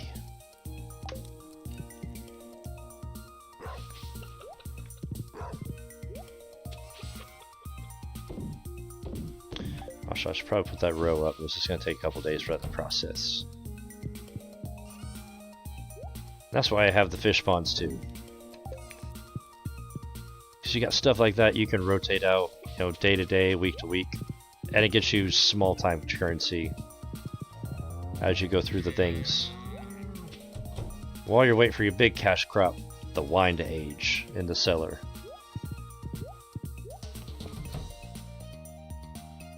Soon. Soon. Yeah, probably about mid-fall before I get the mangoes. But then I'll have one every day. I'll have something to give Leo. If I remember right, he likes bananas and mangoes. And he's from the island, so he more than likely favors stuff from the island regardless.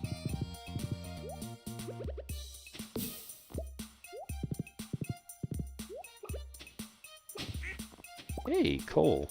Nice.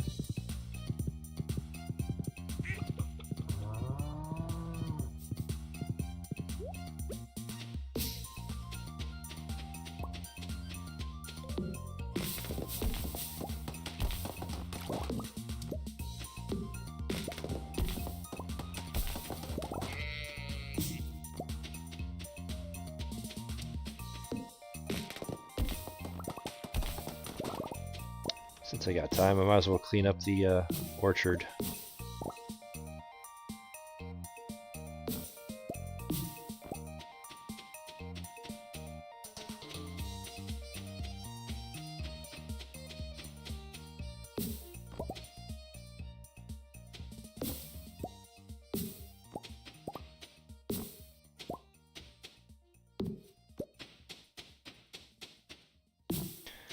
I really need to get some walkway pavers down here and prevent these stupid sprouts from popping up. So I don't need any of these over here. The only thing I really need to freely grow is the mahogany. Because you can never have too much hardwood. Just gotta keep them from growing up into the fish ponds. So, with that being said, I'm gonna chop down this one too.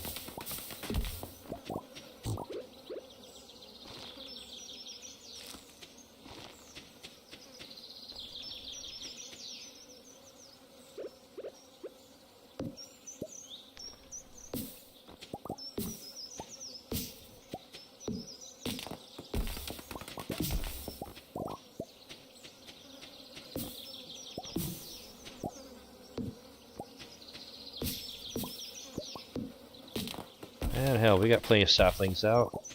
I'm gonna knock down a few more.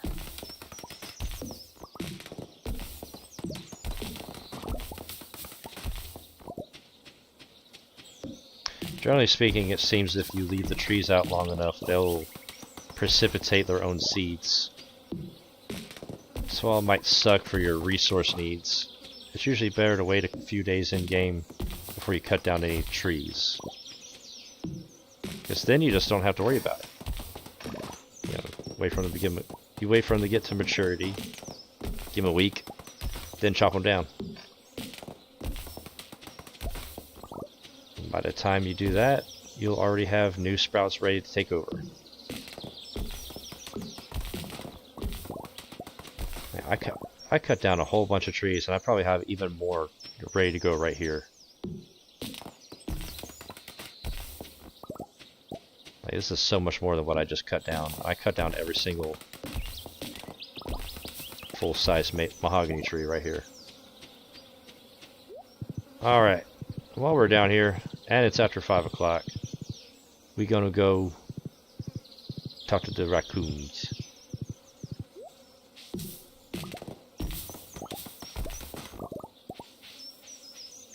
Hey, Bobo. What are you gonna do with magma geode? Mystery box.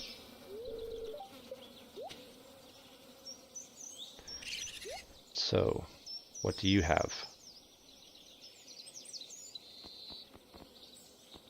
Nothing new.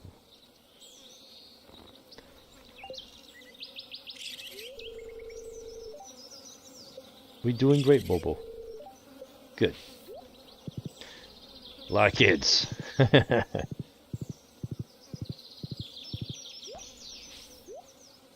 do you have? Need that. Need those.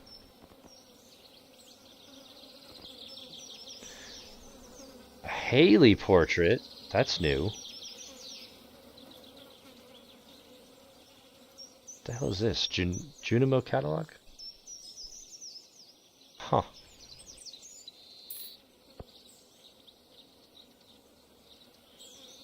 Retro catalog.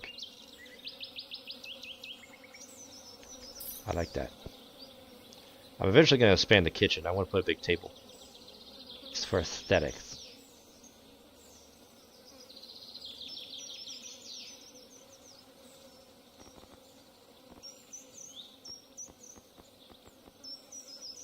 I'm gonna do it.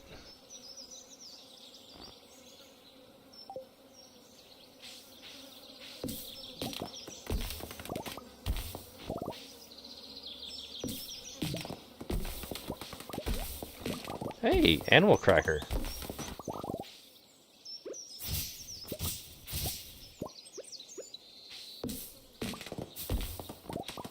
Very nice.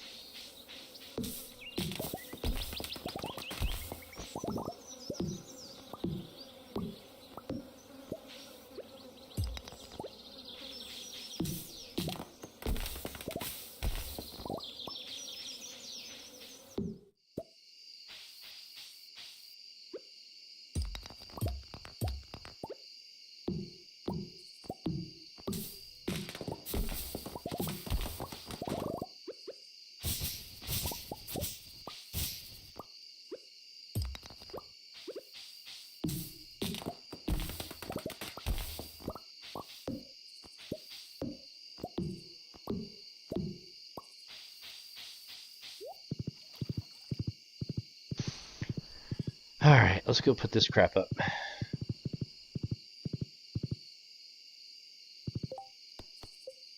Final day. I didn't get all the wood she asked for, but the day's not quite over yet. And I did say I wanted to go visit the forest. I think I'm gonna go do that. Oh, hey, this is done. Pretty sure we've already turned that one in.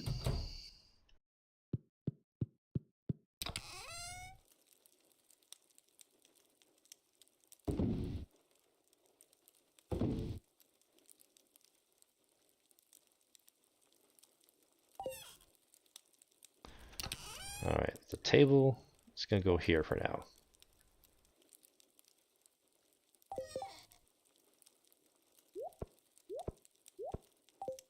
Gotta take care of these real quick.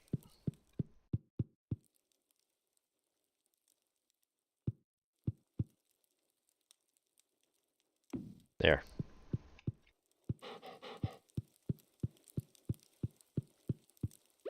And the catalog, I think I'll put up here in the what will eventually be the attic.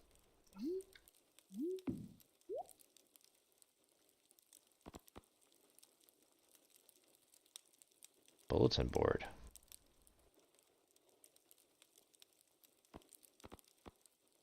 It'd be cool if it was like an actual bulletin board like the one in town.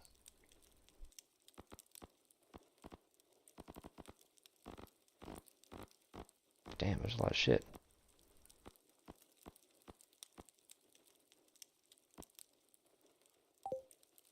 Alright. We're gonna go use this animal cracker. And then move on.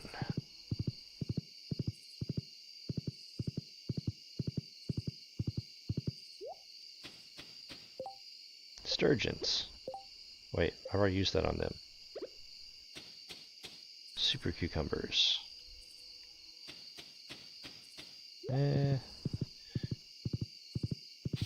Actually, I think I might give this to one of the dinosaurs. If I could increase the dinosaur egg output, I'll get more dinosaur mayonnaise. I'm gonna go to this one because he's by himself. And I can't do it because he's trying to sleep.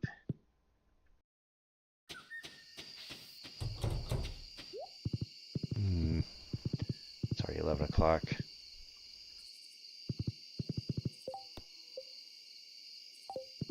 I think I can do it. Got a couple hours.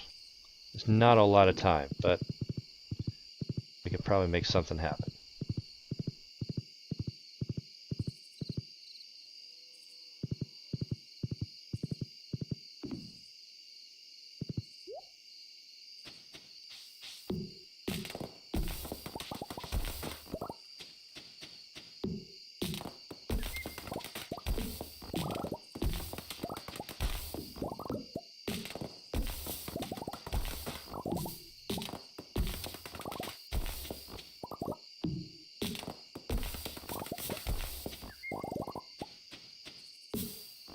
Oops. I goofed.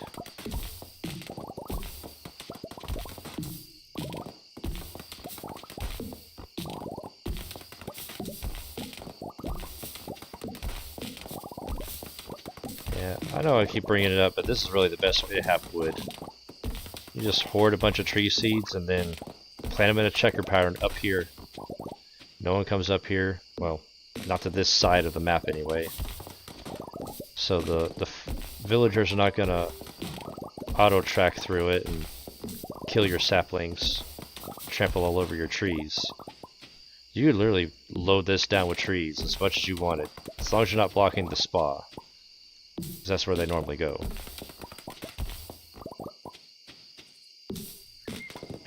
But the checker pattern is best because it makes it easier to pass in between the saplings. They're not all going to grow at the same rate. Even if you plant them all at the same time, unfortunately. And this is where I got lazy and just laid them all down because I was in a hurry. Got that done. Oh look, I got 600 wood in just that short amount of time. Now I'm definitely not going to make it back to the house in time, but got a pretty good chunk of wood, just like that. Didn't even make it to the farm. Oh well.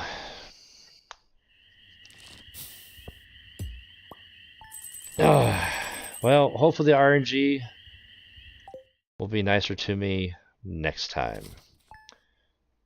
We'll actually get to see the fruits of our long sought after hard labor of trying to get the fairy rose honey times 100. The 100 beehives. If I remember right, just the math alone is freaking great.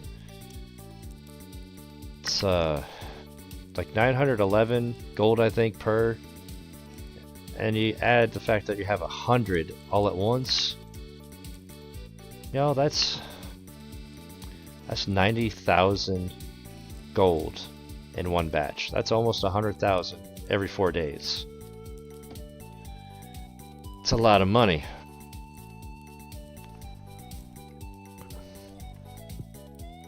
It's arguably one of the best ways to make money. I could, if I wanted to, I could go and make more bee houses. I could keep adding to it.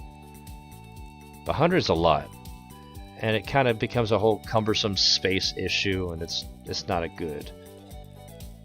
But anyway, y'all, we're going to call it here. We'll continue this Saturday. Borderlands is officially done and over.